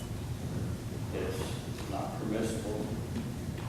And this information comes because Finance Director Ingrid has taken it to CTAS for attention on county audit and state education fiscal consultants. Their advice is cannot put those funds in debt service. Mr. Chairman, I just want to make you aware of that. And we'll proceed, Mr. Chairman. Thank you, Mr. But, Sis. to continue just for a moment about the drawdown of our reserves, which we took out of debt service, and now we come face to face with the problem of putting it back. And the only way that you can do that, I believe, is by increasing the tax rate for debt service. And that's what came out of the budget committee and their recommendation. And that's, for that part, to be legal, that's the only way you're going to correct that. And so that it's has some permanence to it. In other words, if you just put funds in there, then next year you're going to have to do it again, and the next year again, in order to keep balancing the budget. But to do it right, you need to increase the tax rate in debt service and be done. Mr. Deloach, I know you researched this, and the motion that was made, is that not That's not possible under the guidelines and the laws, is that correct? Well, in order to take, you cannot take from fund balance and give to any other fund that already gets a tax appropriation. It doesn't matter if it's debt service, if it's general purpose schools, if it's highway, you cannot take from any fund balance that gets a property tax allocation and give to another that has a property tax allocation. That is illegal, and that is verified through the State Comptroller's Office, Division of Local Audit. What you can do is, you can lower the property tax rate that goes to the general fund. And then for what Mr. Peters is wanting to do, you would lower general fund's property tax rate and you would raise the rate for debt service, which in essence would take out of the fund balance of general fund. That's exactly how we got in this mess to begin with, except it's reverse sides. We originally took from debt service to fund general fund. So now we're taking out of general fund to fund debt service. Will it work for 1 year? Absolutely. It'll work for 1 year. Next year we'll be in the same shape that we're in now? Absolutely. You're just delaying what you need to do for 1 year. But next year, if we have money coming back in, we can apply the same way toward the debt service. We can apply that money toward debt service. If is a huge word in your statement. Big if. Now, I don't know who you've talked to at the sheriff's department that guarantees that they're going to have this money rolling back in, because when I talk to the chief, he doesn't guarantee that. Well, now, I didn't say he guaranteed. I said they was a pretty good chance that it would come back in. He didn't guarantee anything. I'm not saying that. I'm saying that this is a solution to, without funding the whole school, the schools still have to be funded after this year. But we're looking at, everybody wanting to see the plans. That was one of the big contentions in the budget committee. Everybody wanted to see some plans. You can't have the plans without paying for them. Somebody's got to pay for those plans. We'll never have a school if we don't have plans. Can I ask for just one point of clarification on your motion? Were you putting 12 cents into general purpose school to pay for those, or into schools? 10 cents. The 2 was already there for maintenance of effort. The 2 was for maintenance. The only thing that I caution you, if you put money on that tax rate, it goes towards your maintenance of effort, and you have to maintain that level from here on out per pupil. So if you give them 10 cents one time, you'll be giving that for the rest of your allocation. Every budget. So if I was you, I would do 10 cents to debt service and let us borrow the money to pay for their architect fees. Because if you give it to the schools, you have to continue that for the rest of the duration per pupil. I'd like to roll back ahead to time of approximately 12 months. I appeared before this committee then. I did veto the 18-cent tax increase at that time. One of the major reasons for the veto was that the commission had violated the statute because they did alter debt service provisions after the public hearing. We went from 10 cents down to 3 cents, okay?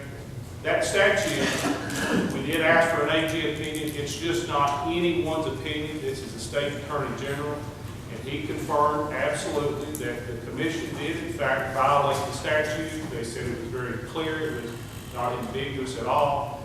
They meant exactly what was in writing. You do not alter debt service provisions once it's submitted to the public for a hearing after that. You can alter any other portion of this budget, but not debt service. So it's not just an opinion, it's the state attorney general's opinion, sir. It's not been ruled on by a court. That's just one attorney's opinion, no matter if it's the state attorney. The attorney general, what do you want? Ms. Brown. Mr. Loach, does this county not owe right now on their bills $38,790,331? If that's the number that I gave Mr. Livingston and Ms. Abadanza, then that's what I have calculated this man. So that's what we owe right now on debt. That's And principal and interest payments throughout the duration of our loans. we need to pay our bills before we worry about going in and jumping head over heels in more. Now, Go ahead, Coach. How much are we debt, 33 million? 38 million, Well, we got 24 million at the jail, the rest of the schools, isn't it? 38,790,331 dollars. Let me ask you a question. And we're talking about more than that, 22 million plus. We're going to go to debt, you got to, we're going to go to school. Yes, Councilman. Let me go back a few things here. I hate to, the debt service, 13-14 was $1 million and some dollars. $649 and 14-15, we had a decrease of $56,000. This is right from Mr. Lowe. The debt service, 13-14, that was general service, this is debt service, $3 million, that ain't gonna be another 1,000, and then 14-15, $2 million, we had a decrease of $926,000 and $84.92, all right? Well, I got you on. Coach, I have no idea. I'm sorry, let me see if I can pull something out of I talk too fast. Let me go ahead, one more thing, I'm gonna talk one more thing. Mr. Chairman, Mr. Williams has the floor right now, I'll call him the next one. You got to, I won't take a break. Go ahead. Mr. Bales, go ahead. Well, I do, I mean, that brought the tax rate up or anything, but we got money in the general fund that we could use for the school, is that right? You can't take that service money for the school. So they're going to $800,000, you can take debt service, general fund, can't you? And then don't take it out, and you talk about adding 10 cents back to the general fund. I mean, debt service, take, let's see, it's what is it going now? Debt service tax rate is at 14.5%. Yes, yeah. So take that, make it right now, make it 95 cents, 95 and a half, and give debt service, those 14, give them 6 cents, make them 20 and a half. So that put your debt service back up. And then use that money to pay for the schools out of the general fund. You can't pay for the architect fees out of general fund. It's not allowed.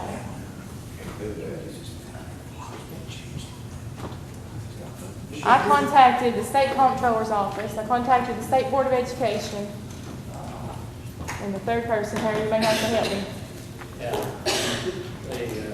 CTAS, that's who it was, Rick called from CTAS. This is my 3 questions. Number 1, if we fund the architect fees for the school department, do we have to give the city their split? Because I didn't want to give any money we didn't have to give if we didn't have to. Question number 2, does it go on the maintenance of effort for the school system if we give it to the school system? And question number 3, can we just pay for it out of the general fund and not have to worry about 1 and 2? Well, when I got question 1 out, State Comptroller's office said, you better stop because it's illegal, you can't do what you're getting ready to do. So question 2 and 3 were already out the door because they wouldn't let me do question number 1. So we can't pay for architect fees out of general fund. We can't transfer money from general fund into the school department budget for them to pay for it. And we're going to have to, whatever we allocate, will have to go on city-county split if we allocate additional funds. Now, getting back to this original motion. Wait, Just a minute. From what Ms. Loach says, what the motion states, what Mr. Peters is suggesting, can't be done according to law. So, it's my opinion that that'd be an improper motion on account that's according to law.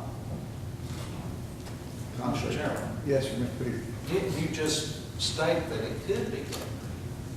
We need to make sure we know how we're wording our motion. And I believe what you've talked about is to make general fund at 91.5 cents. That would lower it 10 cents to the general fund. Debt service, we're giving 10 cents back to debt service, correct? It's currently at 14.5 cents, we'll move it to 24.5 cents. Schools, we're gonna give 12 cents to, 2 cents to balance the maintenance of effort, 10 cents to pay for architect fees. Still together, that's $1.16 going to schools. Highways, we didn't touch, 13 cents, that gives you $2.45 as the tax rate. Is that the way you said it? Again, I caution you about what we're giving to the schools, but that's totally your option. If you want to give it, fine. But my motion is legal. We can do it that way, as long as we make sure we're not taking from fund balance to give directly to another. It's on the property tax allocation, and that's okay. Will that lock us in to give them that money every year? Yes, sir, it will. But that money, if the plans come through and that money and the commission, the next commission votes to build that school, that money could be used, be applied for the school. No, sir. It would continue to go to the school allocation, which is general purpose school and city schools. Only, it does not go to debt service. But the school could use that money to build a school, that 10 cents. No, because you'll have to fund it through debt service, because we'll have to borrow the money.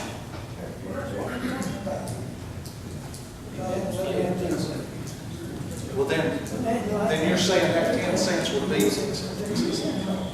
turned over to the school system to do whatever they want to do. Yes, sir. Well, that wasn't my understanding before. I thought they could use that then to apply toward the 15 cents to build a school. You can't change the allocation that you give to the school system. That's why the maintenance of effort is there. We can't take from the school allocation and give the debt service to fund a debt. It's not allowable. Well, then I withdraw my motion. Mr. Chairman, I make a motion, we have a 10-minute recess. Second. All in favor? They didn't get 1,015 last year. Because you have to have debt Increase for them? service through the tax rate. They'll get a 2-cent increase this year because you're making some effort. Some of the revenue was down, so you have to do some of Maybe the it. 70s, but I really don't know. Is it figured off Q4 or what we get last year? We had to get so much, same amount of person. So they're not stuck relieving teachers or, I'm just curious, man. It's very confusing. Well, yeah, I mean, I'm not finance, so I don't know. Yeah, no, it's very confusing. I figured, so you guys go along, so you'll do my job, I'll get a finance degree, and I'll do your job. Otherwise, I'll keep mine outside here. That's always been my approach. I figured you guys know that stuff, I'll let you know.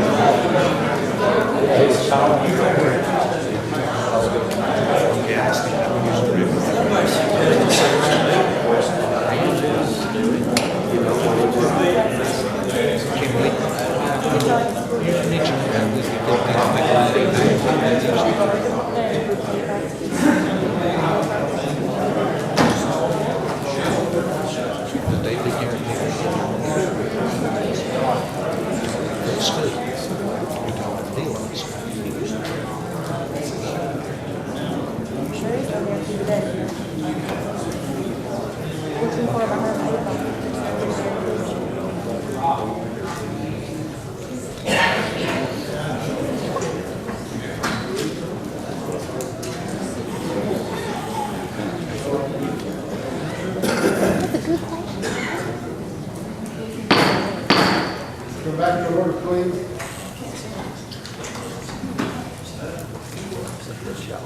Mr. Peters. Mr. Chairman, our whole problem here today is trying to find money to start this project. The $800,000 it's going to take to do the engineering work a school. If we're gonna build a school anytime in the future, we gotta have plans. We gotta have some way to get that money to provide those plans. Now, there's another way, and there's no guarantee on any of this. Mr. Deloach, would you try to explain what we just talked about, taking the money from the tax revenue and us funding it back to the school system? What we just talked about was to borrow the money to pay for the architect fees through debt service. It would be a capital outlay note. Borrow that money, fund the money through the debt service allocation. Instead of giving the schools 12 cents, give the schools the 2 cents they need for their maintenance of effort, but put the other 10 cents in debt service to fund the one-time capital outlay note. That way, they would have the money for their architect fees, and you don't affect their maintenance of effort. Now, we still have to do city-county split, because anytime we give additional allocations, it has to be split city-county. And the only way we're going to get around that is if we use money that's already been allocated, like referendum money or something within their budgets. But to do it that way, to allocate new money, we have to do city-county split. It would still be a property tax rate of $245. Debt service would still not be fully balanced, because we know that if it takes 12 cents to balance and we only put 10 in, you're still not fully balanced. But you would have 10 cents going towards balancing debt service, and you would have 10 cents going towards funding architect fees for the new school project. Is that what you want me to address? Yeah. So what would the tax rate be, Mr. Deloach? $245. How much? $245. Now, caution, that is taking advantage of the $800,000 rollover that we are not guaranteed of next year in general fund. So I would like to ask Mr. Ward if that would be acceptable to them. And we're not talking referendum. We're talking about. we're borrowing money out of debt service, borrowing money through debt service to fund your architect fees. It would cost the school system nothing, but the county would fund $800,000 to get your architect fees. Yeah, that would work. Because I think what I've been asking on several occasions is, do you have plans? Now, in the past, of course, past is the past, but in the past, we would come in and we would look, we would fund, we would start with the design phase. Have the, commission approve that. But in this case, there's been a lot of people said, we'd like to see the plans, we'd like to see the drawings, we'd like to see what the cost is going to be. The only way we can do that is get into the design phase, and that is design it, and then put it out for bid, and bring a number back. And that would take us approximately between now and March, February, March of next year. That's a pretty lengthy process. Mr. Chairman? Just a second, Mr. Petersfield. I would like to put that in the form of a motion. All right, tell me exactly what that motion is, Ms. Deloach. Okay, this is to set the tax rate. General fund would have 91.5 cents. Debt service would have 34.5 cents. Schools would have $1.06, and highway fund would have 13 cents. $1.06. Run that back over me again, please.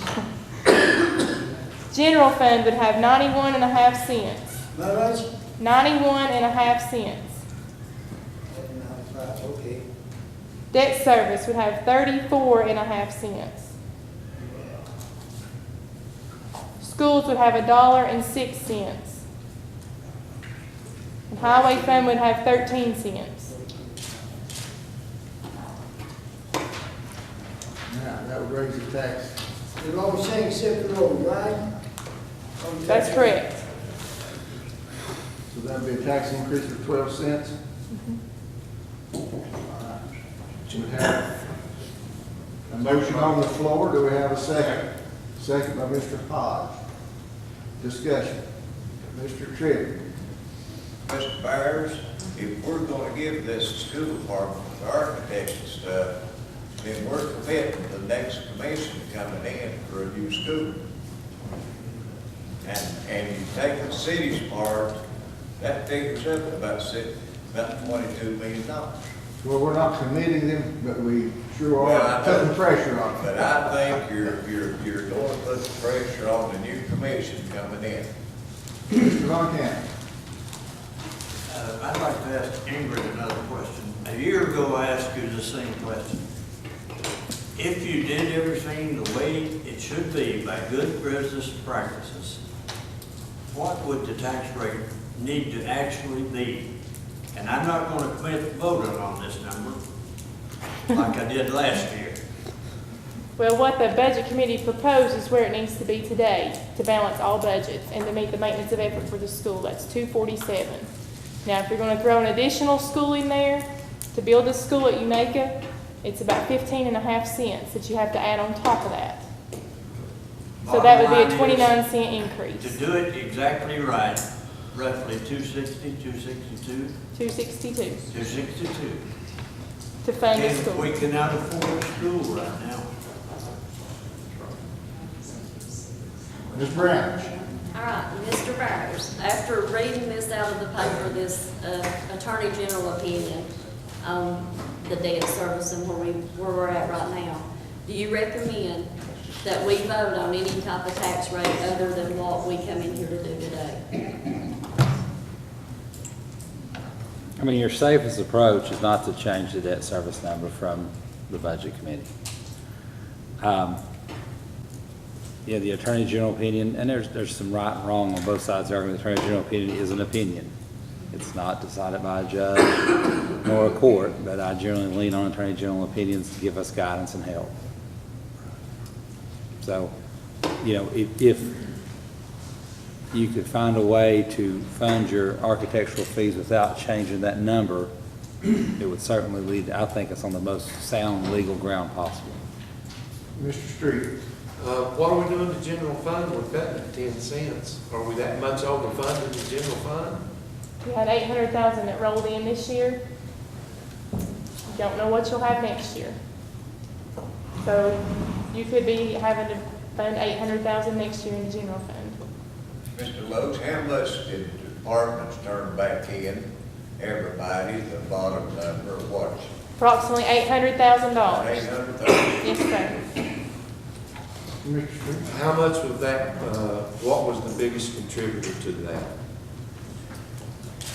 What department? I know, but I just wondered what amount that was. It would probably be the sheriff's department, and let me say, most of that was coming from the state prisoner board contract, and the reason that was amended is because that was increased dramatically.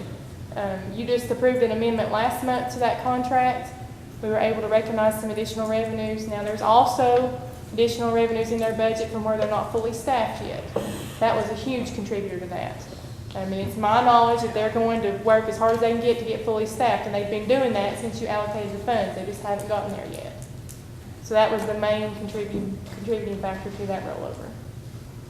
Well, that, the prisoners, you know, we've got a contract for 20 and we're running 50 to 70. And that was about $700,000, is that correct? I think that's accurate. So in essence, we're not really getting anything back from their budget. I mean, because we've got a total, you said 800 and some thousand. That money's contributed really to the state prisoners. A significant portion of that is, but that's not all of it, by any means, that's not all of it. And there's a difference between revenues and expenditures. And that $800,000 bottom line is revenues minus expenditures. We have 800,000 additional revenues than we did expenditures. Any other discussion? We have a motion on the floor. I'll go back over it. It's to 91.5 cents to general fund, 34.5 cents to debt service, $1.06 to the schools, and 13 to the highway. Call the roll. That comes 262, is that correct? 245, is that correct? That's correct. 245. You get a second? Is there any way to pay for that architecture without You get a second? We have a motion by Mr. Peters, second by, I believe, Mr. Hodge. Weaver Peters. Aye. Willie Campbell. Lawrence Hodge. Nancy Brown. No. Joel Street. I'll pass, but ask me at the end.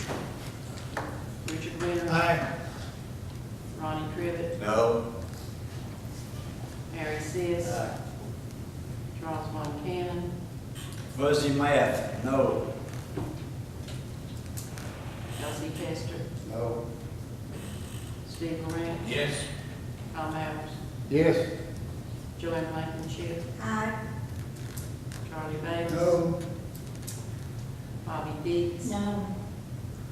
Ken Arden. Steve Chambers. John Lewis. No. Sonia Coler. Aye. Russell Cott. No. Scott Sands. No. Bill Armstrong. Aye. Pat Hicks. Aye. I'll change my vote, Mary, to aye.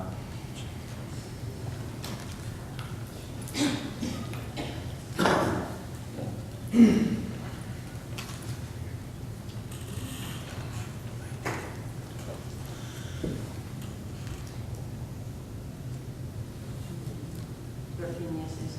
13 yes, motion carried. Now we have a resolution making appropriations to various funds. I have a motion to waive the reading of that resolution. Have a second? Do I have a second to waive the reading of that resolution? Second. Have a motion by Mr. Hodge, second by Mr. Lawrence to waive the reading. All in favor say aye. Aye. All opposed? No. Let the record show Mr. Lewis and Ms. Brown have voted no. All right. Wait. We need a motion to approve this resolution. Have a motion to approve. So moved. Have a motion to approve, do I have a second? Second by Mr. Teskey. Any discussion? Call the roll, please. Peters. Willie Campbell. Lawrence Hodge. Nancy Brown. No. I'm sorry. No. Joel Street. Aye. Richard Winters. Ronnie Tribbett. No. Harry Seas. Charles Von Cannon. Elsie Tester. Steve Moran.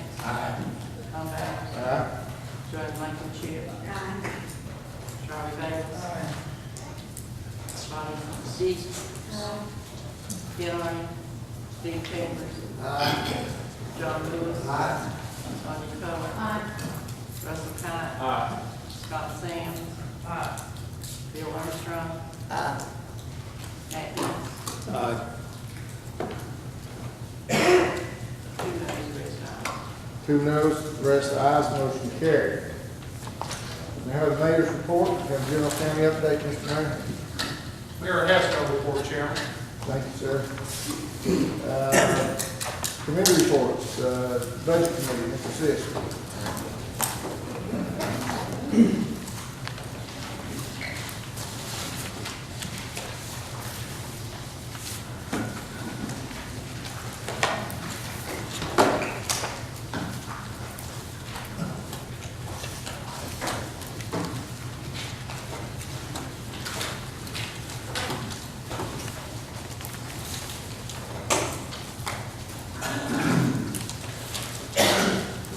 We have a listing of donations to the animal shelter. I'll make a motion to accept those. They can be used at the amount of $1,132.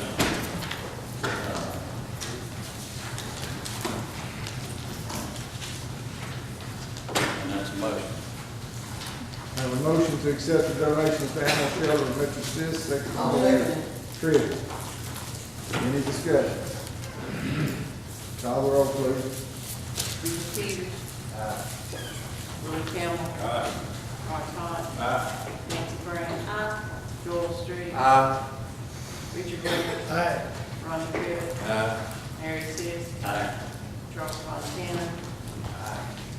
Elsie Testor. Steve Lawrence. Tom Allen. Joanne Blankenship. Charlie Bailey. Bobby Dees. Ian Arden. Steve Chambers. John Lewis. Sonia Miller. Russell Cott. Scott Sands. Bill Armstrong. Matt Hicks. Robert Goff. All ayes, motion carried. Second item is, make a motion to approve the General Fund 101 Amendment Number 1, consisting of 3 items, total of $6,615, coming from fund balance.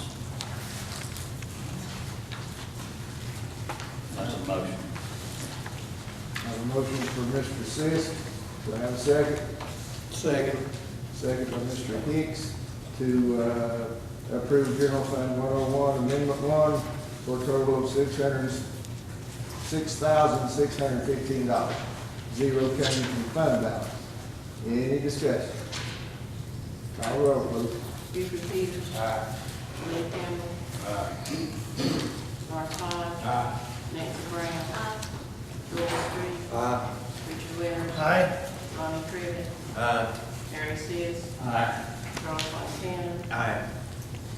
Elsie Testor. Steve Ring. Tom Allen. Joanne Blankenship. Charlie Bailey. Bobby Dees. Ian Arden. Steve Chambers. John Lewis. Sonia Miller. Russell Cott. Scott Sands. Bill Armstrong. Matt Hicks. All ayes, motion carried. Next item is the motion to approve $100,000 to be taken from fund balance to fund the purchase of a roll-off truck and to finish the Elk Mills Convenience Center and pave the ramp, the scales at the landfill. That is my motion. I have a motion by Mr. Sis, second by Mr. Keller, to approve $100,000 to be taken from fund balance to fund the purchase of a roll-off truck, finish the Elk Mills Convenience Center, and pave the scale ramp. Do I have any discussion, Mr. Street? Thank you, Mr. Chairman. I would just like to say and point out to this committee, I'm hopeful that Benny can do that. But now, he's been searching for trucks, and that's the most important need that we have at this time. And I'm just, be honest with you, I don't know if the funds are going to be there to also finish Elk Mills and to pave that road over there to get a decent truck. If we don't, we're going to be faced with, 2 or 3 more years of coming back and asking for another truck. Of course, I won't be asking for it, but, the landfill will. I mean, to get a truck in the 60, 70, 80,000, dollar ranges puts you in the 100,000-mile trucks. So I would just like for everyone, and possibly ask for that motion be amended to reflect that the truck is of the most important need, and if funds are left over, that, they go towards these 2 projects.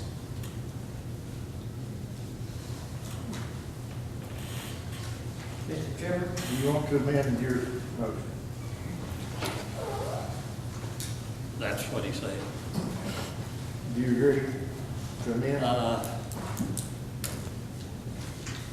Our fund balance is back down. We're spending it pretty quick. Yeah, I'll accept that. Mr. Lewis? Chairman, we have put this out, deal thing off for 4 or 5 years. Now, on the original motion, it says $100,000 will be by truck and pay for elk mills, open it up and pay that blacktop. And I think we ought to stick to the original motion. Now, I know it's just tight budget in the landfill, but I think we ought to the people in elk mills at least to get that, center opened up so they can start using it. And I think we ought to stick to the original motion before we get that done. Well, he's just amended his original motion to make sure that the purchase, the truck will be the #1 priority, and then the opening of Elk Mills Convenience Center, and then the least on that priority list is the paving of the scale ramp. Is that correct? Yes. And I'll second that motion with that amendment. All right. Any other discussion on that, Mr. Shannon? Mr. Street, you're talking about paving the one over here at the scale of the landfill over here, is that what you're talking about? Yes, that's in with the project that the budget committee approved. And, you know, my concern is, you know, if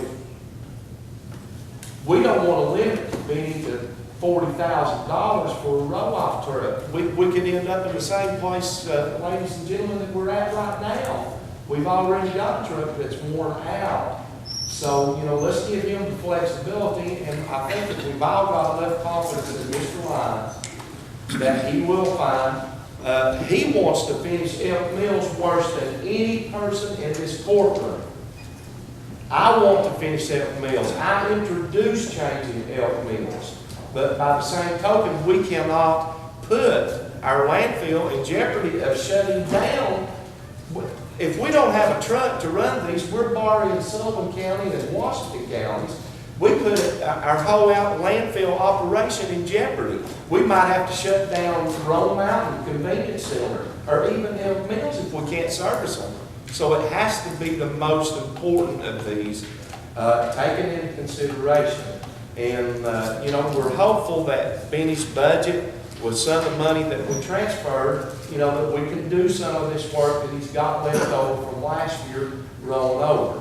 I'm cautioning, the reason I ask for this is I don't want Benny to have to go out and buy a piece of junk.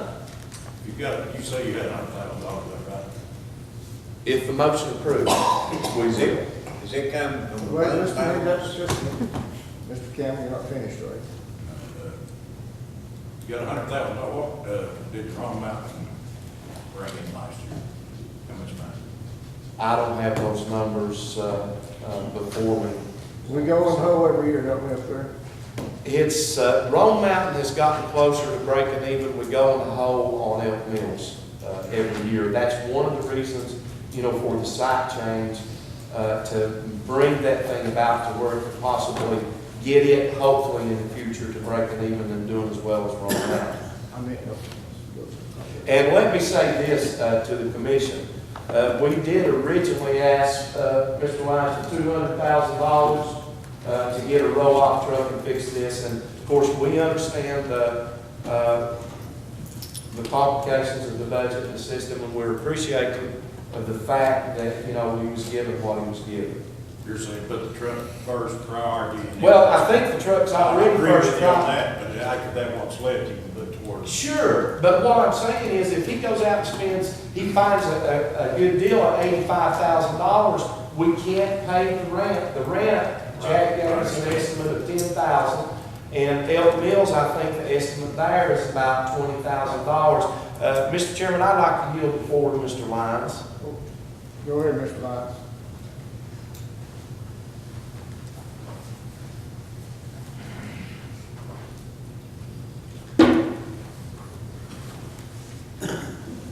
Rome Mountain Convenience Center brings in $6,000 a month as far as what's been taken in up there. We service Rome Mountain as well as Elk Mills, as well as some of the local industry we have here in the county with a roll-off truck. That roll-off truck goes down.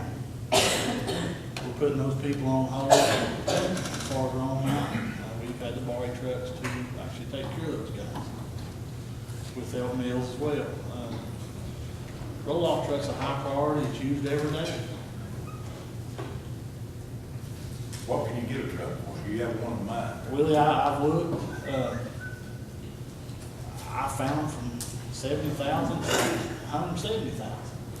70,000 mile truck, $70,000 trucks has 200,000 miles on it. I just don't wanna have to come back here in 2 years, say, guys, my truck's wore out. I agree. Mr. Perry, Where is this 100,000 coming from, Mr. Chairman? fund balance. See, we're going back to fund balance and debt service again. Any other business like that? We didn't have this information in our packet. I beg your pardon? We did not have this information in our packet. Was that not under the budget committee? No, sir. Well, then I apologize, it should have been. I think we voted on it. I think it was, Mr. Chairman. During our excuse me. workshops, I believe we did vote on it during our workshops.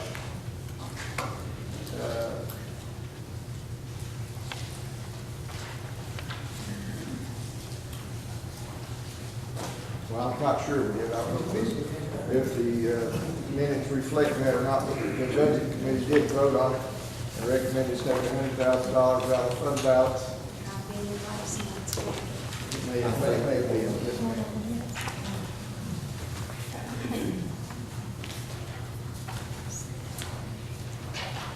Question on the motion.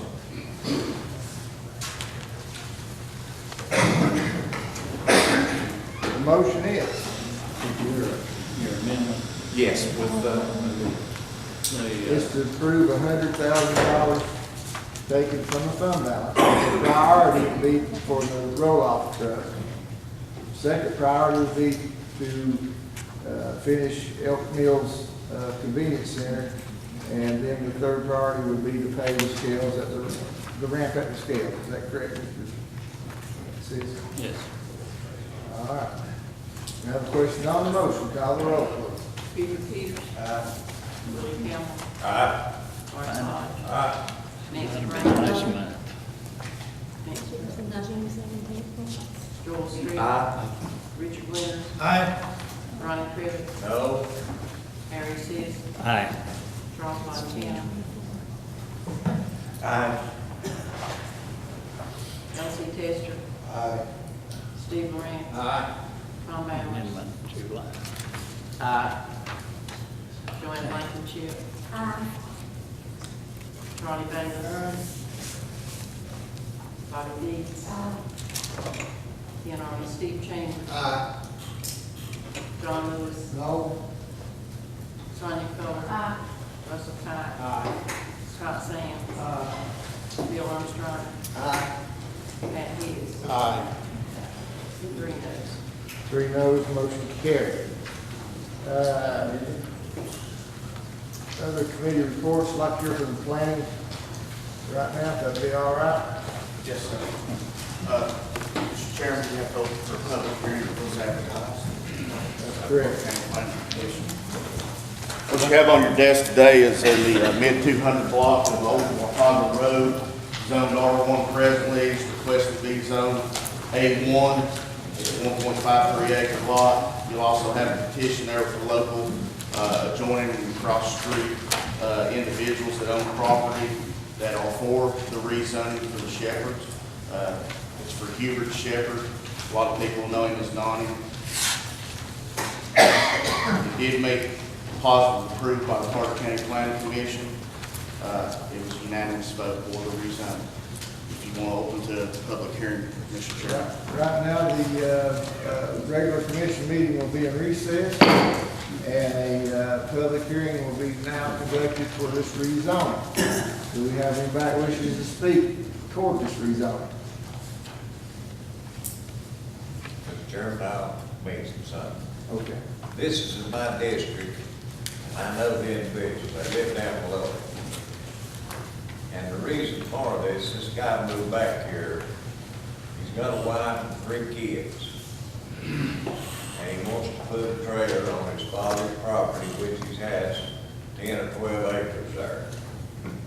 And the reason this was zoned this way several years ago, they was gonna put a trailer park down below it, not on this property, way down below it there. So the people signed this to zone it this. But I'm in favor of going ahead and approving this zone in this area. Thank you, Mr. Tribble. Any other public comment? Where's this property located at? If you turn off from 400 on the Old Watauga Road, the first entrance, go out, you know where Mr. Chapel's house is, right before you get to Reynolds Road? It's back about less than a quarter of a mile back towards 400, Mr. Campbell. On the right-hand side going in. Does anybody else wish to speak in this public hearing? Seeing nobody, public hearing will be closed. We'll go back to the regular session of the commission meeting. Do I have a motion to approve this rezoning request? I'll so move. I have a motion from Mr. Kite, second by Mr. Trivett. Any more discussion? Call the roll, please. Peter. Willie Campbell. Aye. Thomas White. Aye. Nancy Brown. Joel Street. Richard Winter. Ronnie Crivitt. Mary Sis. Charles Martin Cannon. Elsie Testor. Steve Moran. Tom Mallard. Joanne Blankenship. Charlie Bailey. Bobby Dees. Steve Chambers. John Lewis. Sonia Coler. Russell Cott. Scott Sands. Bill Armstrong. Pat Hicks. All ayes, motion carried. Thank you, Mr. Shooter. Thank you, ladies and gentlemen, for your time. Other committees, landfill committee, have any report? Thank you. Health and welfare committee.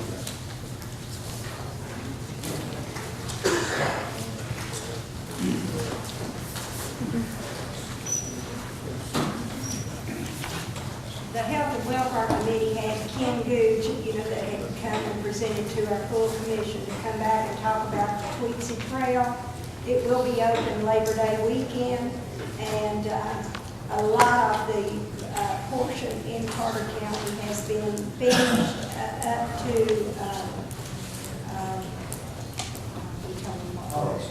Holly Street. And a lot of people are on this trail now with their bicycles, and under the state laws governing bicycle riding, each municipality can pass their own laws governing what you can do on the trail. And Johnson City, since this is their trail, has opted to use the state guidelines for bicycle riding. That means that each bicycle rider must have a helmet on. So I notice a lot of people are riding without their helmets, but that is a requirement on this trail, just so you know. And they've advised you not to get on the trail that is marked going toward Johnson City. I think they've still got the markers up there at Happy Valley Elementary going that way. Next was the animal shelter noise. The committee voted to return this back to the Animal Shelter Board and let them come up with a resolution, or a solution, I should say, for this noise control, and bring that back to the full commission in our August meeting. So that's what we're doing with the noise level at the animal shelter. Thank you, Mr. Blankenship. Rules and Bylaws Committee. Mr. Chairman, it comes before the committee that we've been having 3 days when a immediate family dies. So they voted unanimous to move it to 5 days. So I'll make that in the form of a motion. Second. And I can read the names if you want to know. It's in the handbook. Not necessary. Not necessary. Okay, so I'll make that form of motion. We have a motion by Mr. Trivett, second by Mr. Campbell, to increase the number of bereavement days for an employee from 3 to 5. Is that correct? Yes, sir. All right. Do we have any discussion? Is that for all county employees? All county employees. Does this also include school system? This county is county employees. Any other discussion? Mr. Street? Are these days with pay? Yes. 5 days instead of 3? Yes. Yes, sir. Any other discussion? Call the roll, please. Buford Peters. Willie Campbell. I'm glad to blow Carter County out of conflict and motion about the vote. Mark Hodge. Aye. Nancy Brown. Joel Street. Pass. Richard Winters. Aye. Ronnie Crivitt. Aye. Harry Seas. Aye. Charles Von Cannon. Pass. Elsie Testor. Aye. Steve Morant. Aye. Ron Bowers. Aye. Joanne Blankenship. Pass. Ronnie Bailey. Aye. Bobby Dees. Pass. Steve Chambers. Aye. John Lewis. Aye. Sonia Coler. Russell Cott. Scott Sands. Bill Armstrong. Aye. Pat Hicks. Aye. Anyone want to change your vote? Change it to aye.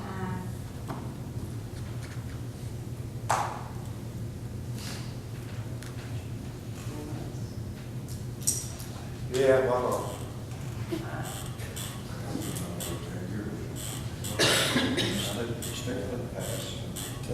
Mr. Street, I'd ask you to do your disclaimer this time. Oh, I didn't think it had to do with the school part. Well, that's correct, they've already got it. They've already got 5 days bereavement? That's correct. I didn't Never mind, excuse me, that's right. Very good.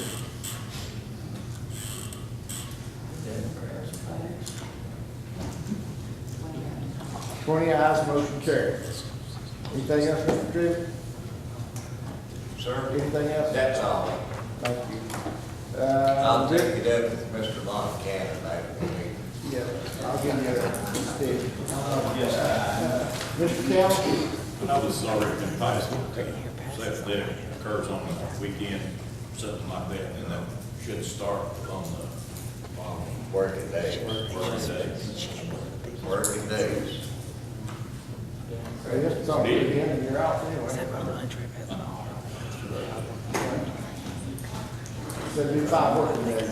Jim the press has been excluded from that. Building Grounds Committee. Building Grounds doesn't. Law enforcement? No report, Thank you. Have I missed any other committees? Highway committee, how did I miss that? Sorry. At this time, I'd like to go before Mr. Street. He has a project to bring up that was brought through the highway committee. And at this time, I'll turn it over to him and Mr. Chambers after. Very well. Thank you, Mr. Peters. Ladies and gentlemen, I brought before the Highway Committee and asked them several years ago, one of the first projects that I had as a county commissioner was to try to help make some of our roadways safer. And I'll never forget,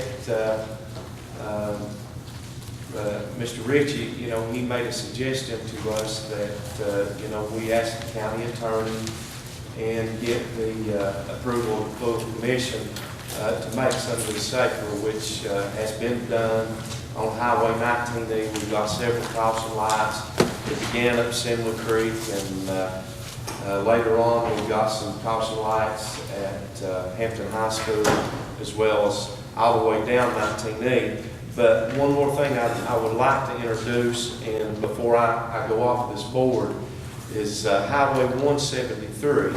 And this did pass Highway Committee unanimously. I have talked to Mr. Nathan Batter in the past about this project and asked what could be done.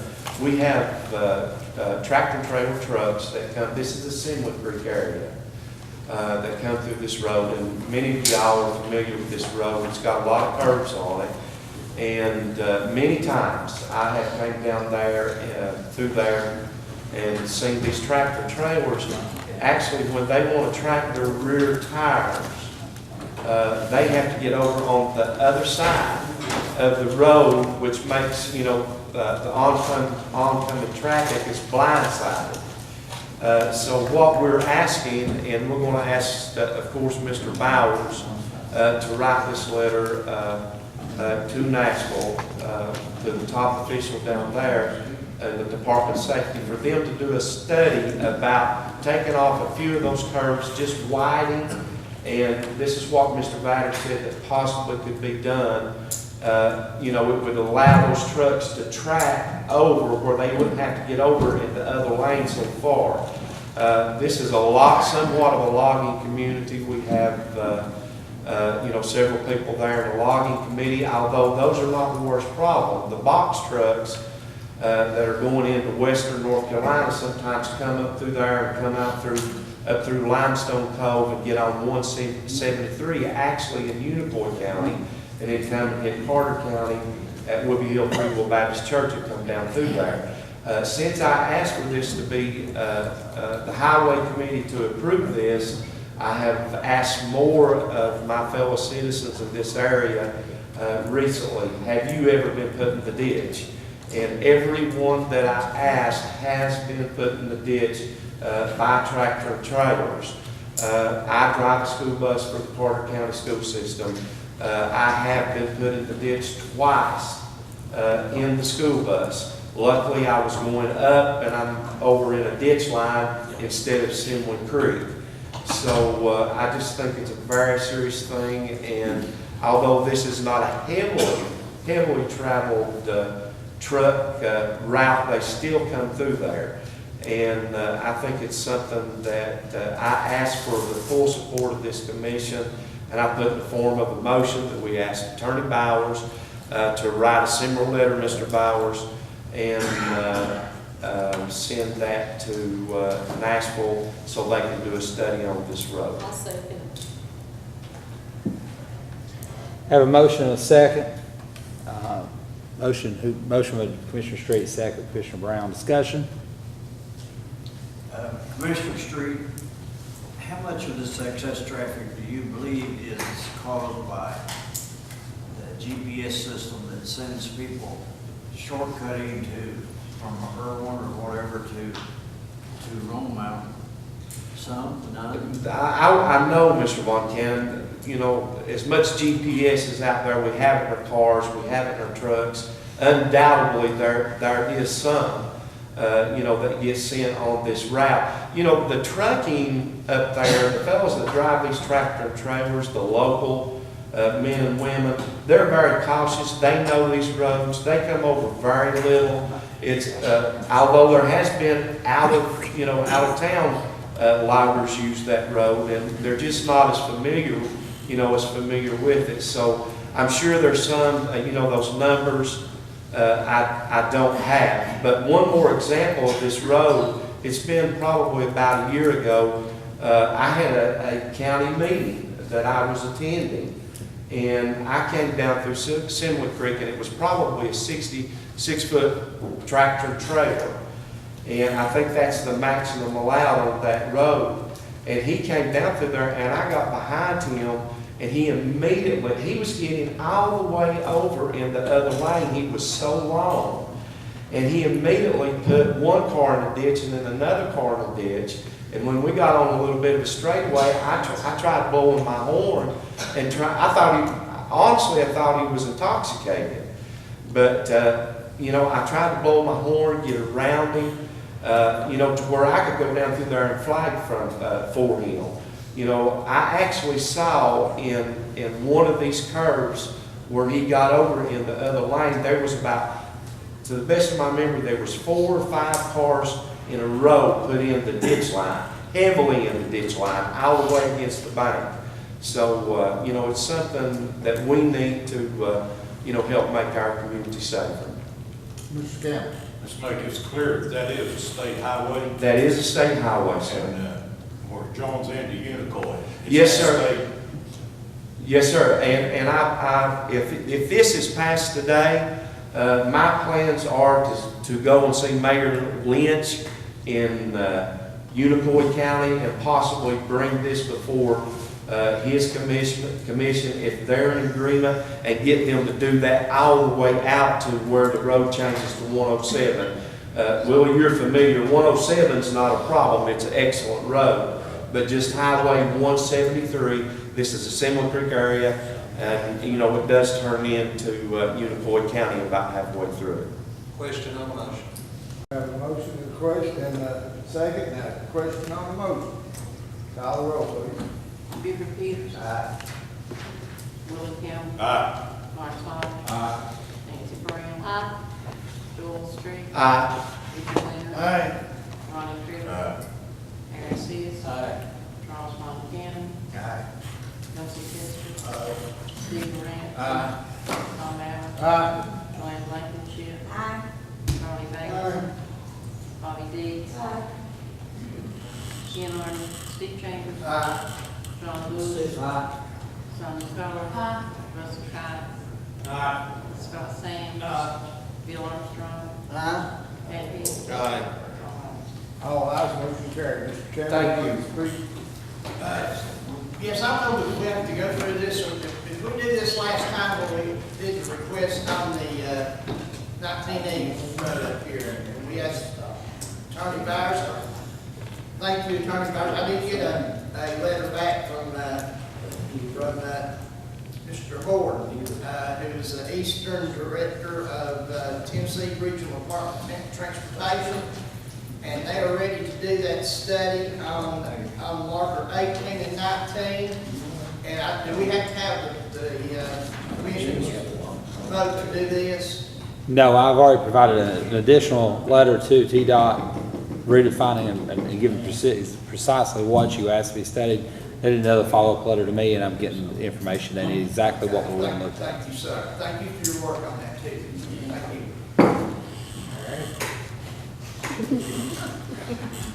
That's all. That's all from the Highway Committee. We have County Attorney's report. This month you saw quite a bit of what I worked on simply with the size of the agenda itself. Also clarified some of the additional information required by TDOT for the study on 19E that Commissioner Chambers just mentioned. I've reviewed contracts this month for different constitutional office holders. We had a couple of contract reviews come through. I've also completed and continue to work with our attorneys on discovery on litigation the county's involved in. Mr. Chairman. All right, we have Commissioner's comments. Any Commissioner's comments? Do you have a motion to adjourn? So moved. Second? Second. All in favor, say aye. Aye.